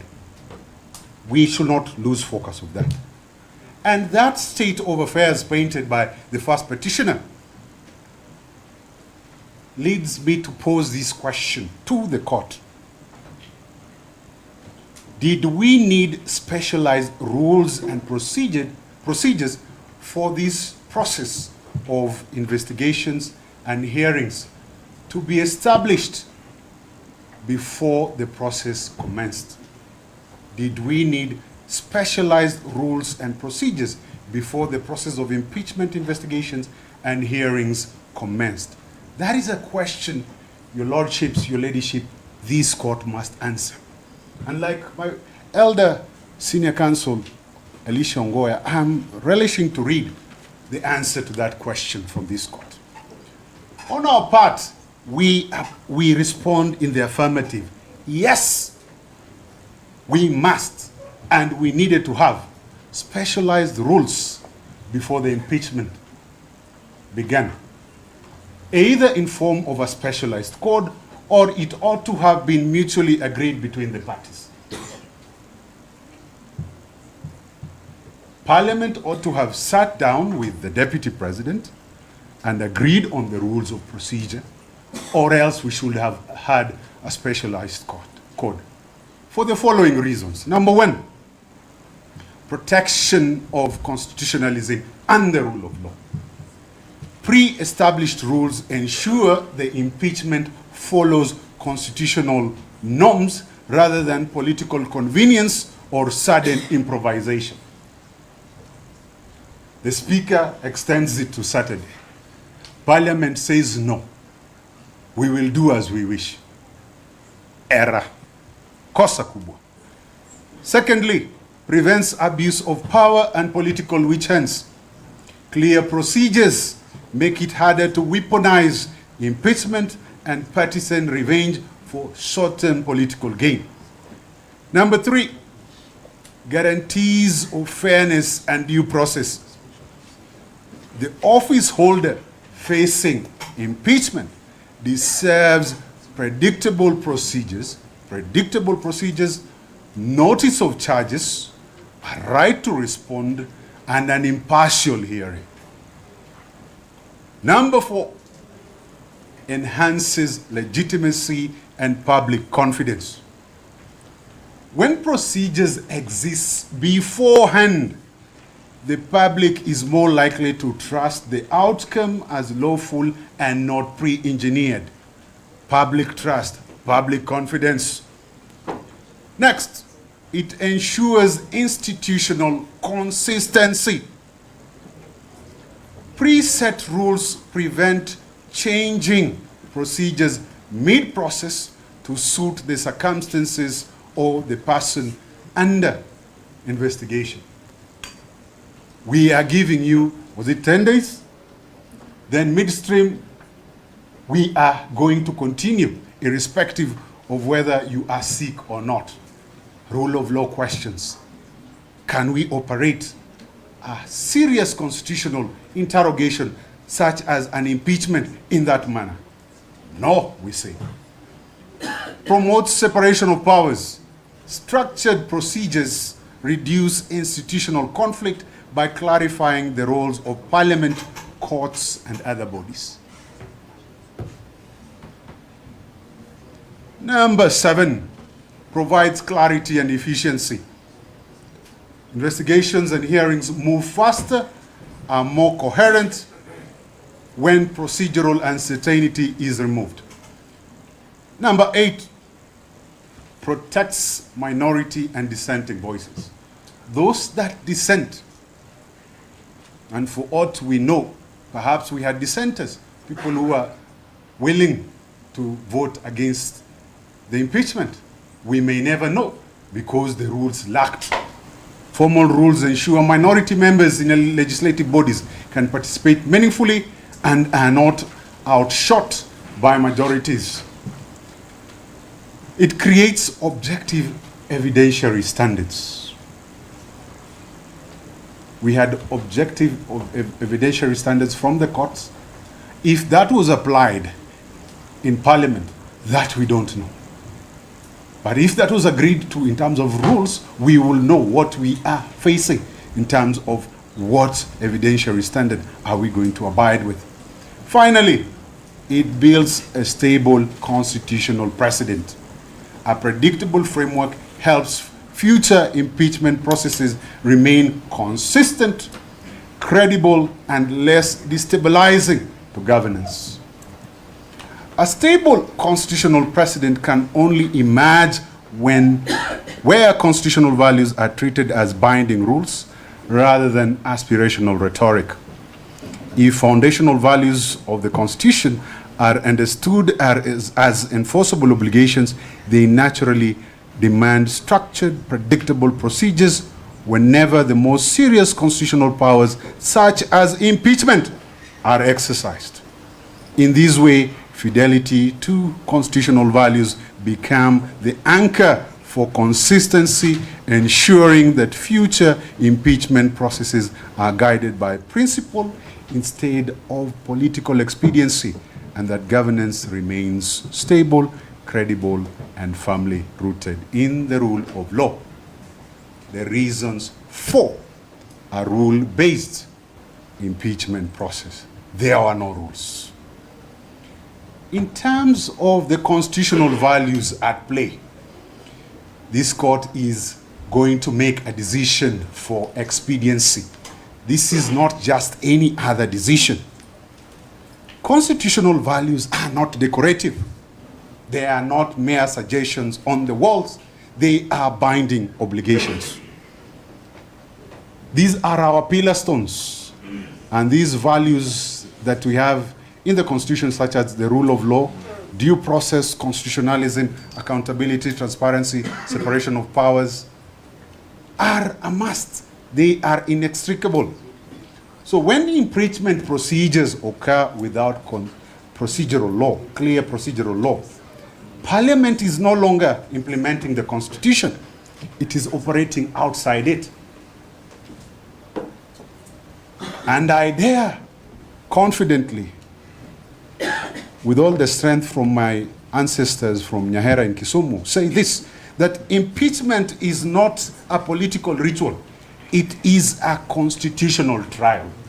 May I repeat this for members of the National Assembly? My senator from Kisumu is here. Impeachment is not a political ritual. It is a constitutional trial. So without procedure, the process becomes arbitrary, and this directly undermines constitutional supremacy. That is one. Number two, the rule of law requires procedure. Power cannot operate in a vacuum. The rule of law means that power must be exercised through known, predictable, and fair procedures. We are extending time for you till Saturday. No, we are continuing with the impeachment immediately, irrespective of whether you're present or not. That is rule by man, not rule of law. Failure to have procedural law in the context of this impeachment meant this, that we did not have clear, predictable rules of evidence. That is one. The burden of proof, if at all it existed, kept on being a moving target. There was no right of defense. It was never guaranteed in the first place. People wanted to finish with what they wanted to do and move on. There are no clarity in terms of timelines, fairness, or impartiality. This creates a dangerous precedent where decisions depend on political discretion, not law. The process becomes rule by numbers, not rule of law. And in constitutional theory, absence of procedure means absence of legality. May I repeat that? Absence of procedure means absence of legality. Number three, impeachment is a quasi-judicial process, not a political vote. That term quasi-judicial has been used a lot here. But what is exactly meant by quasi-judicial?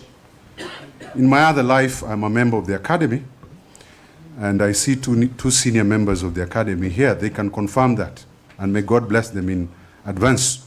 Professor Jenda, Professor Guido Muigai, senior members of the academy. Quasi-judicial power means this, that this is the power to determine disputes or making findings affecting the rights of individuals, similar to the way courts operate. What was at stake during the impeachment? A validly elected deputy president of the Republic was going to be impeached. His rights personally and the rights of his many supporters, those who voted for him as part of a ticket, were going to be affected. The consequences are there in terms of the quasi-judicial power. The removal of a deputy president being a very serious constitutional action. It has consequences for the electoral will of millions of voters, stability of the executive, continuity of government. And because of this gravity, impeachment must meet quasi-judicial standards. Quasi-judicial standards, these are the principles of good governance. I don't want to go through the whole list, but again, members of the Academy, Professor Don Oliver has reduced the principles of good governance into 4. Very quickly, these are legality, procedural propriety, rationality, and proportionality. The Oliverian quadrant: legality, procedural propriety, rationality, proportionality. When this court retires, we pray that you are going to consider those 4 principles. This process, as has been brought out by the first petitioner, do they meet the tests of legality? Do they meet procedural propriety in whatever guise? Does it mean rationality? Again, Professor Gender should be familiar with Wednesbury degree rationality. That's a test. Counsel, address the court, not the Academy. Most obliged. Most obliged. Most obliged. If I veer into the Academy, please forgive me. Most of the time, I veer towards the Academy. Wednesbury rationality. Has the Wednesbury rationality test been met in terms of this particular impeachment process? Proportionality.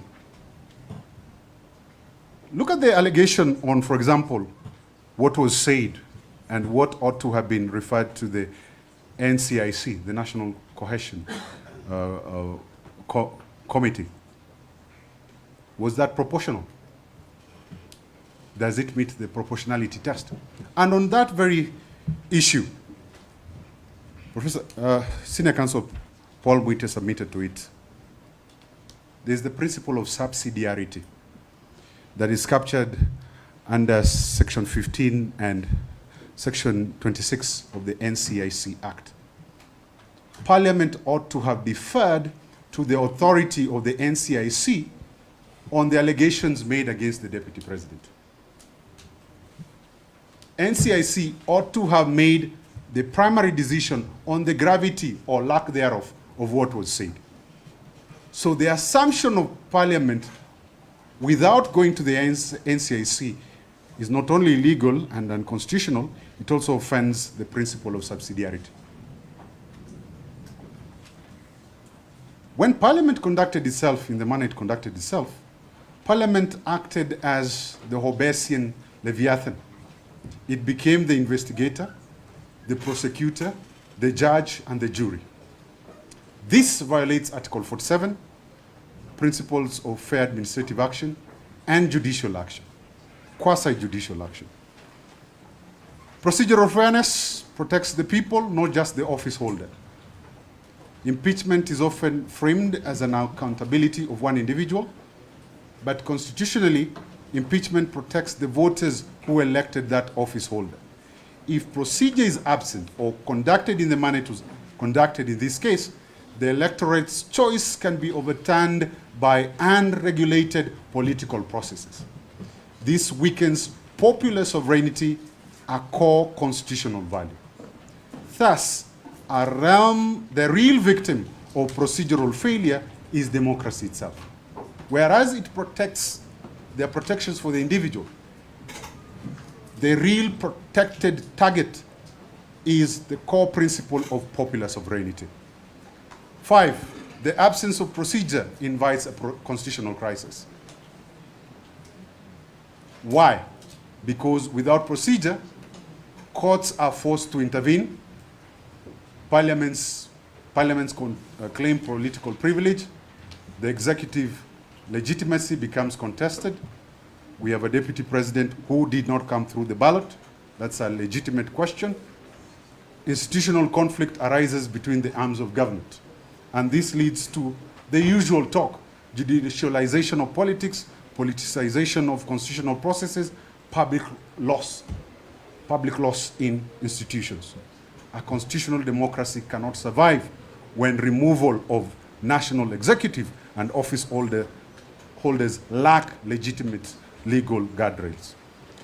6, separation of powers demands legal boundaries. Parliament has the power to impeach, but not without limits.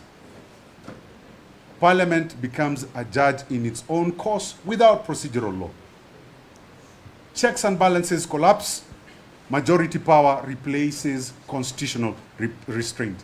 Remember, we are a state under constitutional restraint, not abundant political power. The way in which this impeachment process was conducted contradicts the idea that constitutional supremacy restrains political majority. That is something we will invite you to find. The rules of natural justice, there are three. The right to be heard, freedom from bias, and those have been submitted to. Then there's the third rule, the rule in R versus Sussex, Justices Ex parte McCarthy, 1924. And this rule, as articulated by Lord Justice Hewitt, simply says this, that justice must not only be done, but manifestly and undoubtedly it must be done. Justice must not only be done, but manifestly and undoubtedly it must be seen to be done.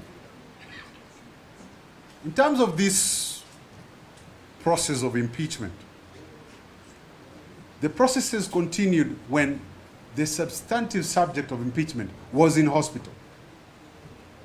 He did not have the opportunity to rebut or to respond to the charges. In terms of the third rule, the first two were submitted to. I focus on the third rule.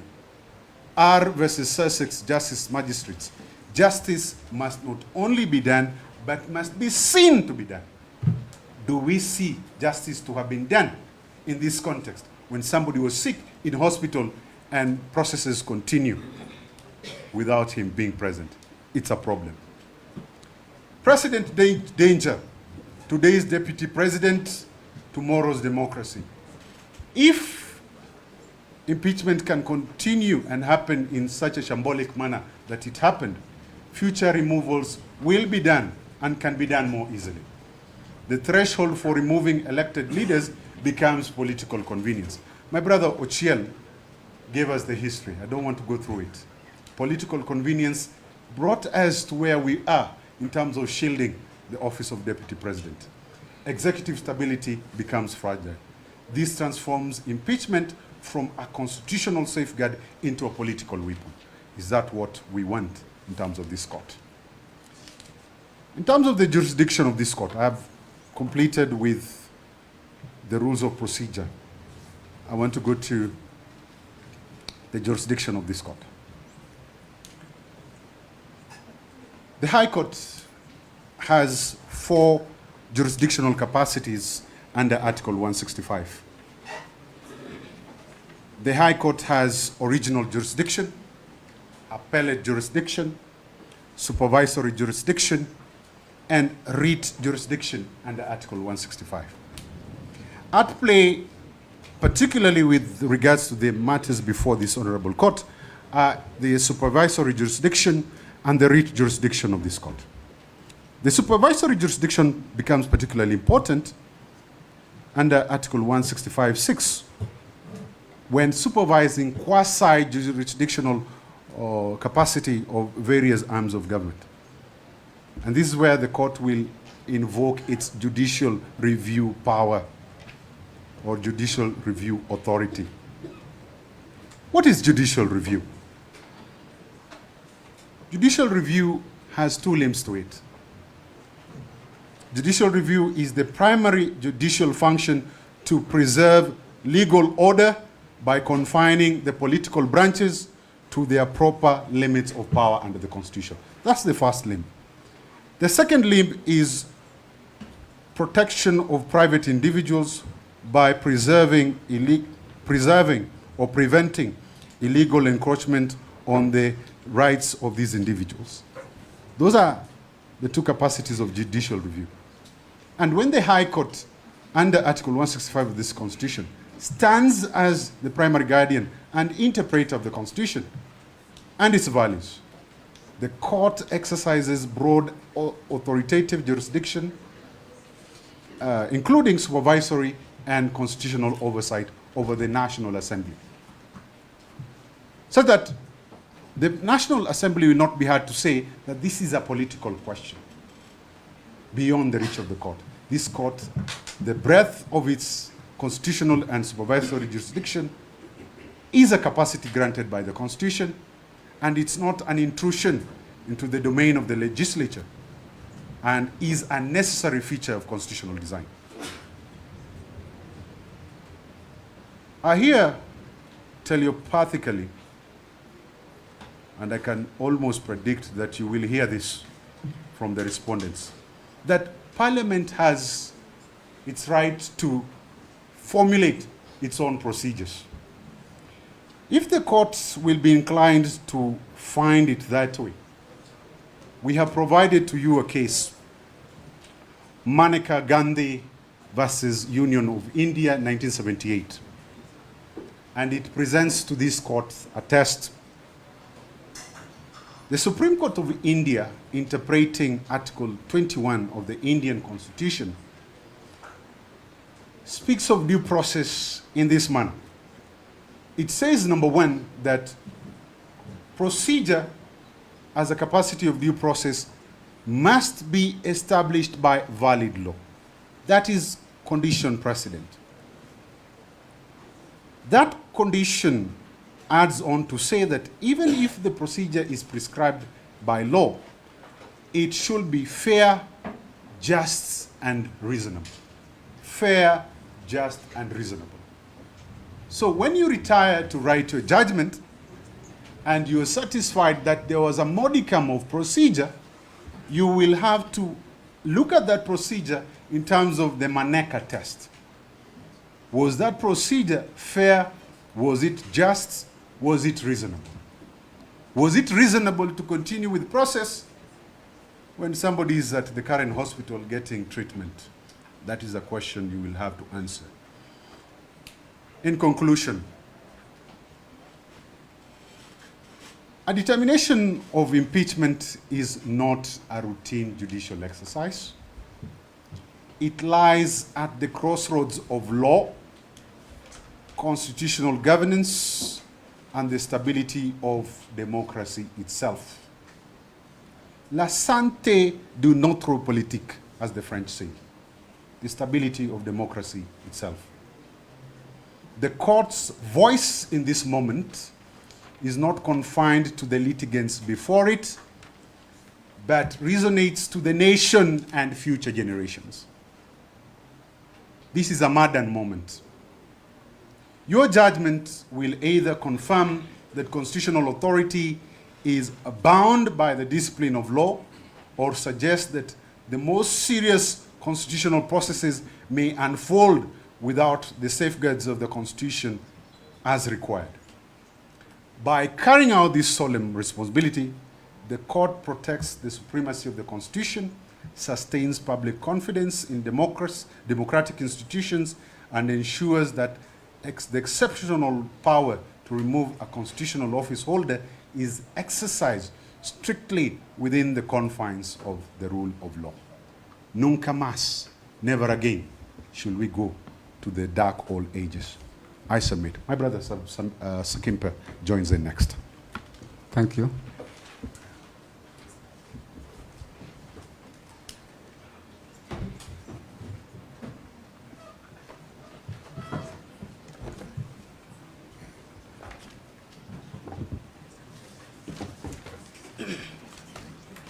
Yes, Your Lordships and my lady, my name is George Sakimpa.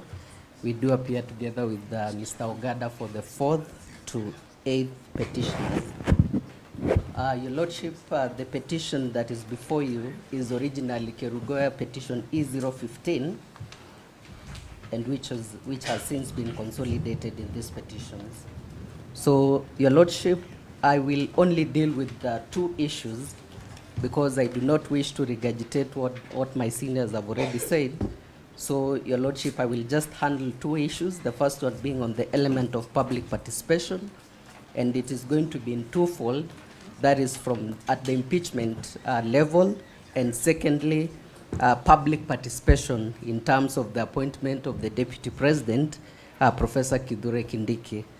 And the second issue, Your Lordship, is on the Senate and whether it was open for the Senate to apply the plenary route.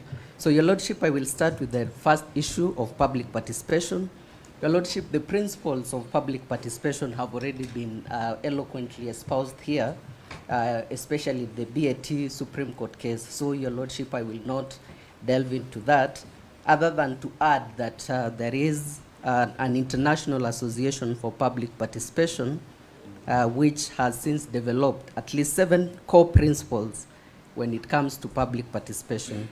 Your Lordship, Kenya, under Article 2.5 of the Constitution, general principles of international law do form part of Kenyan law, and therefore we do rely on those provisions. And there are 7 principles, and basically they have been well captured in the Supreme Court case of BAT. So, Your Lordship, so I would not wish to mention the 7 of them, other than to be referring to them when it is necessary. So, Your Lordship, the most important element of this public participation is that it has to be qualitative and quantitative.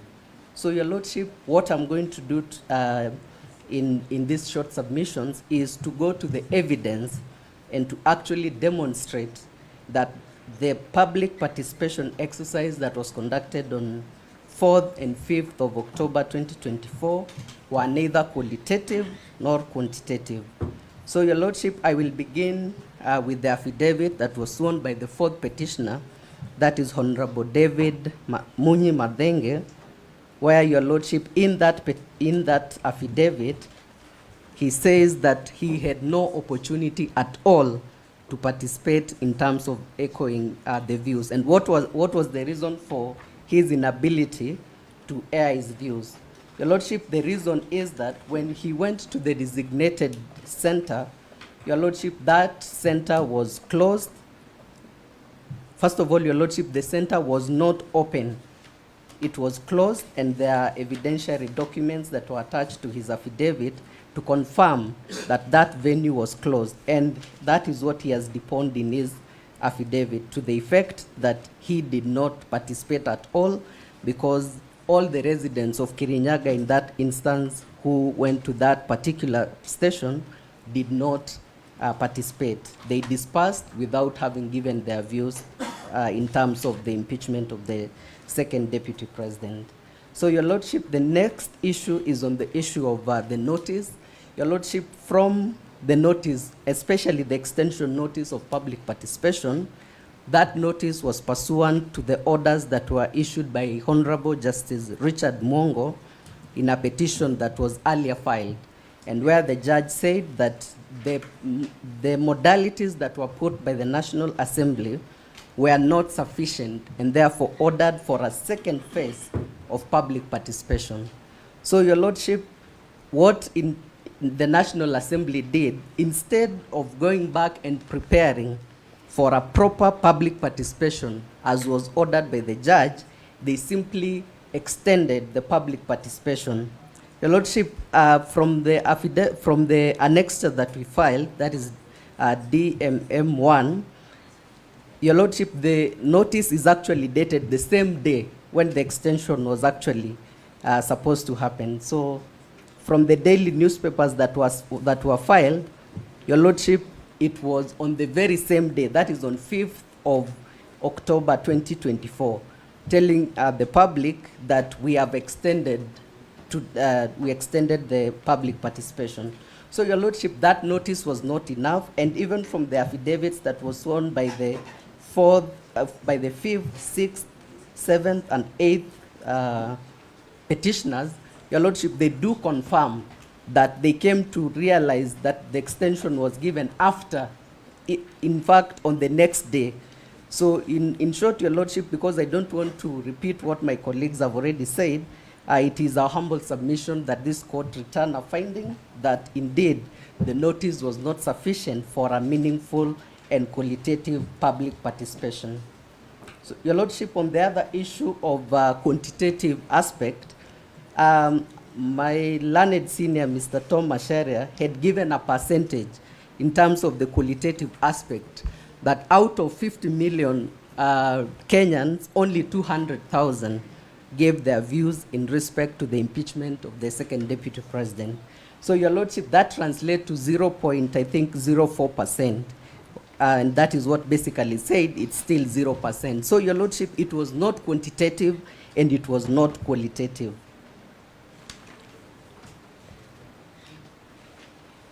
And Your Lordship, I only want to mainly emphasize on the decision that we filed, Law Society of Kenya versus National Assembly, 2025, where, of course, the court, in agreeing with the BAT case, the court said that public participation must be real. It is not a cosmetic or a public relations act.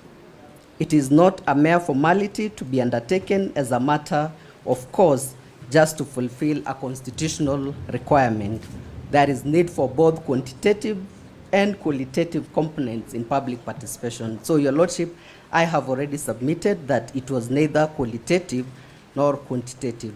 So, Your Lordship, I want to go now to the next issue in terms of the public participation in respect to the appointment of Professor Kithure Kindiki as the Deputy President. So, Your Lordship, and I'll be referring to the memorandum that was signed by the President. And Your Lordship, we have it in page 1 of the affidavit that was sworn by Honorable David Madenge. It is page 1. So, and the document is a presidential memorandum of nomination by His Excellency the President William Ruto to the National Assembly. And it says that whereas pursuant to Article 150 of the Constitution, a vacancy has arisen in the office of the Deputy President. So, Your Lordship, in relation to that, our submission is that this nomination of Professor Kindiki was subject to the Public Appointments Parliamentary Approval Act, that is Cap 7F of the laws of Kenya. And Your Lordship, in respect to this particular act that I'm referring, the Presidential Memorandum of Nomination is substantially in compliance with the provision of this act, except on the element of public participation. That is where the National Assembly drew the line, that the memorandum of did comply substantially with the act, but they chose not to undertake public participation. And I will start with the objective of this act. So, and the act says it is an act of parliament to provide for procedures for parliamentary approval of constitutional and statutory appointments and for connected purposes. So, Your Lordship, from the memorandum by the President of nomination, it is clear that this is a constitutional appointment because he actually says that pursuant to the provisions of Article 150, a vacancy has arisen in the office of the Deputy President. So, in essence, Your Lordship and my lady, this is a constitutional vacancy and a constitutional appointment that was subject to the provisions of the Public Appointments Parliamentary Approval Act. And Section 3 of that act says that the exercise of powers of appointment. So an appointment under this constitution, that is Section 3, an appointment under this constitution or any other law for which approval of Parliament is required shall not be made unless the appointment is approved or deemed to have been approved by Parliament in accordance with this act. So, Your Lordship, it is clear that the appointing authority in this case was the President. So after appointing Professor Kithure Kindiki as a nominee for the position of the Deputy President, it was subject to the application of this act. And as I said, Your Lordship, the memo complied completely in all aspects with this act, save for public participation. So, and Section 5 also provided for notification of nomination. And it says that an appointing authority shall, upon nominating a person for appointment, to which this act applies shall notify the relevant House of Parliament. So it is through this presidential memorandum of nomination that Parliament was notified of this appointment of Professor Kindiki. And it further says that a notification of appointment shall be accompanied by information concerning the nominee having regard to the issues mentioned under Section 7. So, Your Lordship, I am sure that you will have an opportunity when you retire to examine this presidential memorandum.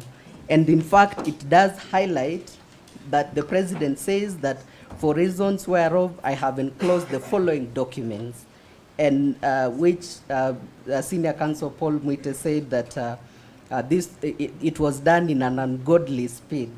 So, Your Lordship, I want to reiterate that the essence of this act was provided by Parliament so that it provides safeguards, especially on the issue of public participation, where the citizens will be given an opportunity for them to give views on the new nominee. And that is the procedure even in terms of the appointment of cabinet secretaries and all the appointments that are made under the Constitution. And Section 6, which is the most important part, it says that the committee, Section 6(4), approval hearing. So the committee shall notify the public of the time and place for holding an approval hearing at least 7 days prior to the hearing.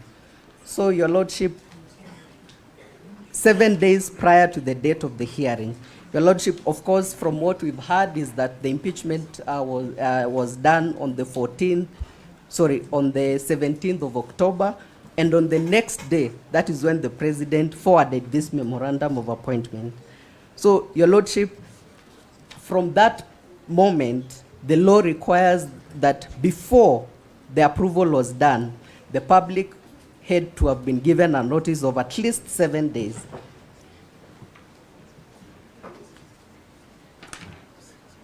So, Your Lordship, and the President further says, in forwarding this nomination, that, and he quotes Article 149 of the Constitution, which says that within 14 days after a vacancy in the office of the President arises. So, Your Lordship, within 14 days, of course, this was done within a few hours. It was, the impeachment was done at night, and in the morning, the President did this act. So the President shall nominate a person to fill the vacancy, and the National Assembly shall vote on the nomination within 60 days after receiving it. So, Your Lordship, under Article 149, the Constitution gave 60 days for Parliament to consider the appointment of the new nominee. And the reasoning, Your Lordship, is there are these documentations that have been given by the President forwarding the nominee. Parliament was under an obligation to consider those documents within a period of 60 days. Your Lordship, by midday on 18th of October, Parliament had already voted on the issue of appointment of Professor Kindiki in complete disregard of Section 6(4) that required the public was to be given at least 7 days so that they can give their issues in terms of the suitability of the Deputy President nominee. Your Lordship, but obviously that was not done. And Your Lordship, I'll also now refer to the response that the National Assembly, in their submissions, they have filed, or rather they have given a ridiculous response to these submissions that we made. And under paragraph 361 of their submissions, they say that, in fact, this was a sui generis, it was a sui generis procedure, to the effect that it was not an approval, but a vote by the National Assembly. Your Lordship, assuming even we take the argument that they say that in fact it was a vote and not an approval hearing, Your Lordship, then the provisions of Article 118 of the Constitution will then apply, because they will still need to conduct public participation as required under Article 118. And Article 118 provides that public access and participation. So it says that Parliament shall facilitate public participation and involvement in the legislative and other business of Parliament and its committees. So, Your Lordship, even if they escape the provisions of Section 6(4) of this Act, of the Public Appointments Parliamentary Approval Act, then they cannot circumvent the provisions of Article 118, which requires that Parliament must still, in all its businesses, involve the people. And Your Lordship, there is an authority that I want to rely on, and that is Legal Advice Center and 2 others. It is in our case, in our bundle of authorities, versus the County Government of Mombasa and 4 others. It's a 2018 decision.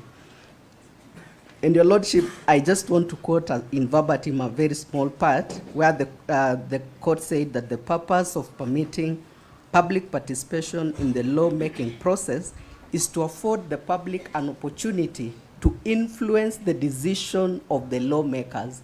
So, Your Lordship, assuming that we were to take the proposal that they said that this was a vote that ought to have been taken by the National Assembly, then under Article 118, they must have sought public participation before they made the vote to approve the Deputy President nominee.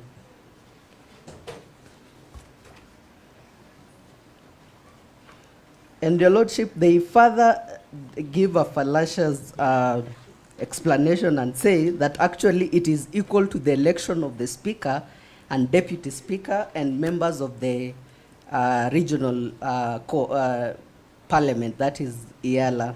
So, Your Lordship, that is not true. In this case, this nominee is directly appointed by the President, and there is a memorandum of presidential appointment. In the case of a Speaker and members of the East African Legislative Assembly, they are directly elected by Parliament, or rather in whichever house that is applicable. So there is no nomination that happens by any authority in terms of before the Speaker is elected. They are directly elected by the members of Parliament. So, Your Lordship, the last issue that I'm going to discuss as I conclude is on the issue of whether the Senate violated Article 145 in terms of taking the plenary route. Your Lordship, our submission is that it was not open in law for the Senate to take the approach of the plenary. And my learned senior Ochil Dudley had already discussed Article 145(3). So, Your Lordship, I will not belabor on that point, other than to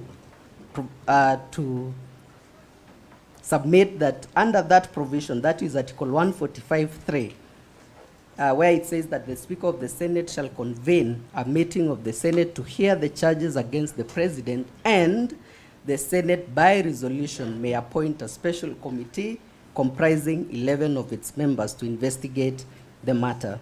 So, Your Lordship, even if we were to apply all the statutory, or rather all the interpretations, rules of interpretations of the Constitution, all of them will point to the position that the appropriate route was the special committee. And Your Lordship, there is, the first rule is the literal, of course, interpretation of this provision. It is clear that from the reading of that provision, there is nowhere in which the framers of the Constitution provided that a plenary session can be held to investigate into the conduct of the Deputy President. And in fact, Your Lordship, from Article 145, it is clear that the Constitution was very clear in terms of the impeachment of the President, because it does apply to the President, and of the Deputy President. It went further to actually provide what needs to happen. And it is a constitutional buffer that was put there to ensure that whoever is undergoing the process of impeachment will get the benefit of the law. And I will shortly be reading the provisions of Article 27 of the Constitution, where it actually provides for equal benefit of the law. And maybe I can just quickly, as I finalize, read section 27(1), which provides that every person is equal before the law and has the benefit and has the right to equal protection and equal benefit of the law. So, Your Lordship, under Article 27, there is a benefit that has been, under Article 145(3), there is a benefit that has been put there by the Constitution, and which the second Deputy President was entitled to benefit from this provision of the Constitution, in terms of having a special committee to investigate into the allegations that were leveled against him. So, Your Lordship, and if we look at actually that provision again, if we were to take the position that actually a plenary is also a route that is provided here, it will actually amount to a discriminatory act in the following sense, my Lord and my Lady, that it means that the Senate will be deciding. There is no criteria as to when the special committee will be applied by the Senate and when a plenary will be applied by the Senate. And Your Lordship, what that means is that it will depend on whether the Senate actually, you are in good books either with the Senate or whoever who is in charge of those impeachment, because there is no procedure that actually provides that under these circumstances, a special committee must be undertaken, and under these special circumstances, then the plenary can be undertaken. It is left to the Senate to determine at whichever time they are going to use whichever mode. And Your Lordship, that has been demonstrated even in the impeachment of governors, where you find that some governors are subjected to the plenary, others are subjected to the special committee without any justification why this was used over that. And therefore, the purposive interpretation and holistic interpretation of this article will yield a conclusion that at all times when it comes to the impeachment of the president or the deputy president, a special committee must be constituted by the Senate for purposes of hearing, investigating, first of all, whether the charges have been substantiated before a recommendation is made to the Senate. And finally, the other rule that I want to rely on is on the Latin maxim that expressio unis est exclusio alteras. So, Your Lordship, that provision basically means that what has been expressly provided under the Constitution, any other thing is excluded. Your Lordship, the framers of the Constitution, if they wanted to have both modes available, then, Your Lordship, there was nothing difficult in them saying that either they investigate by the committee or by plenary.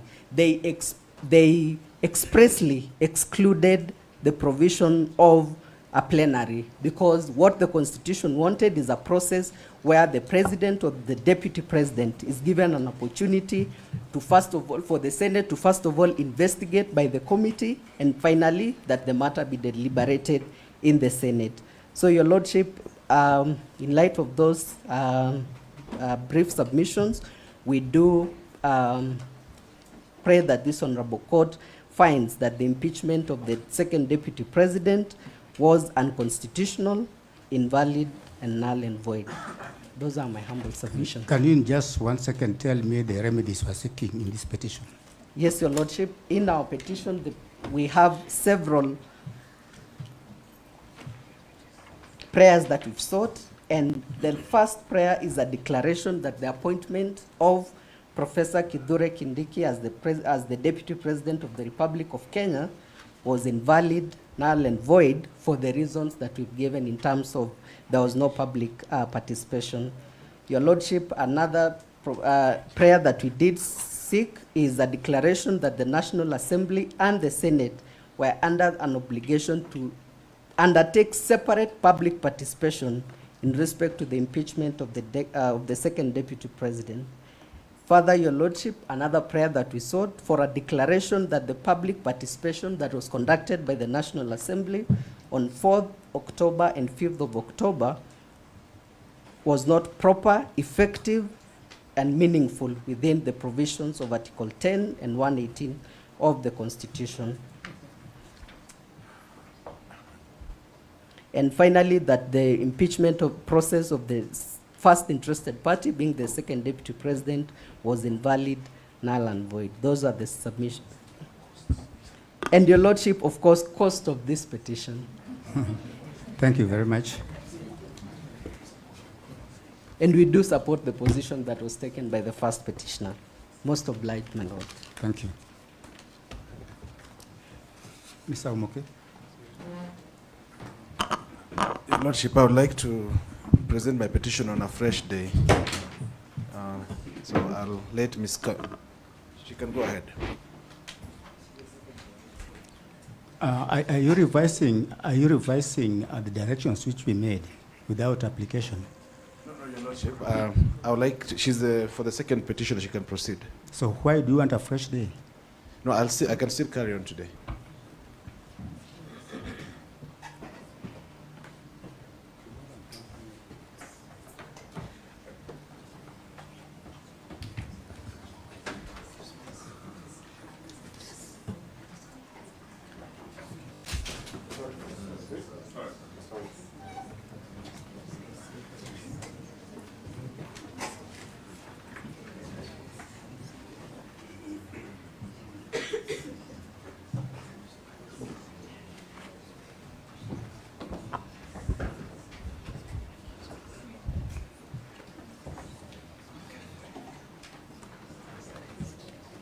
Yes, my name is Teresia Wanjiru Kimoto Makazi from Tess Kimoto and Company Advocates Kerugoya.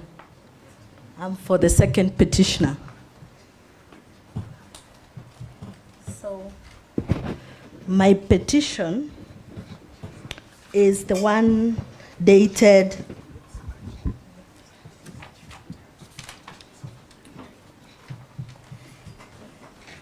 okay, thank you.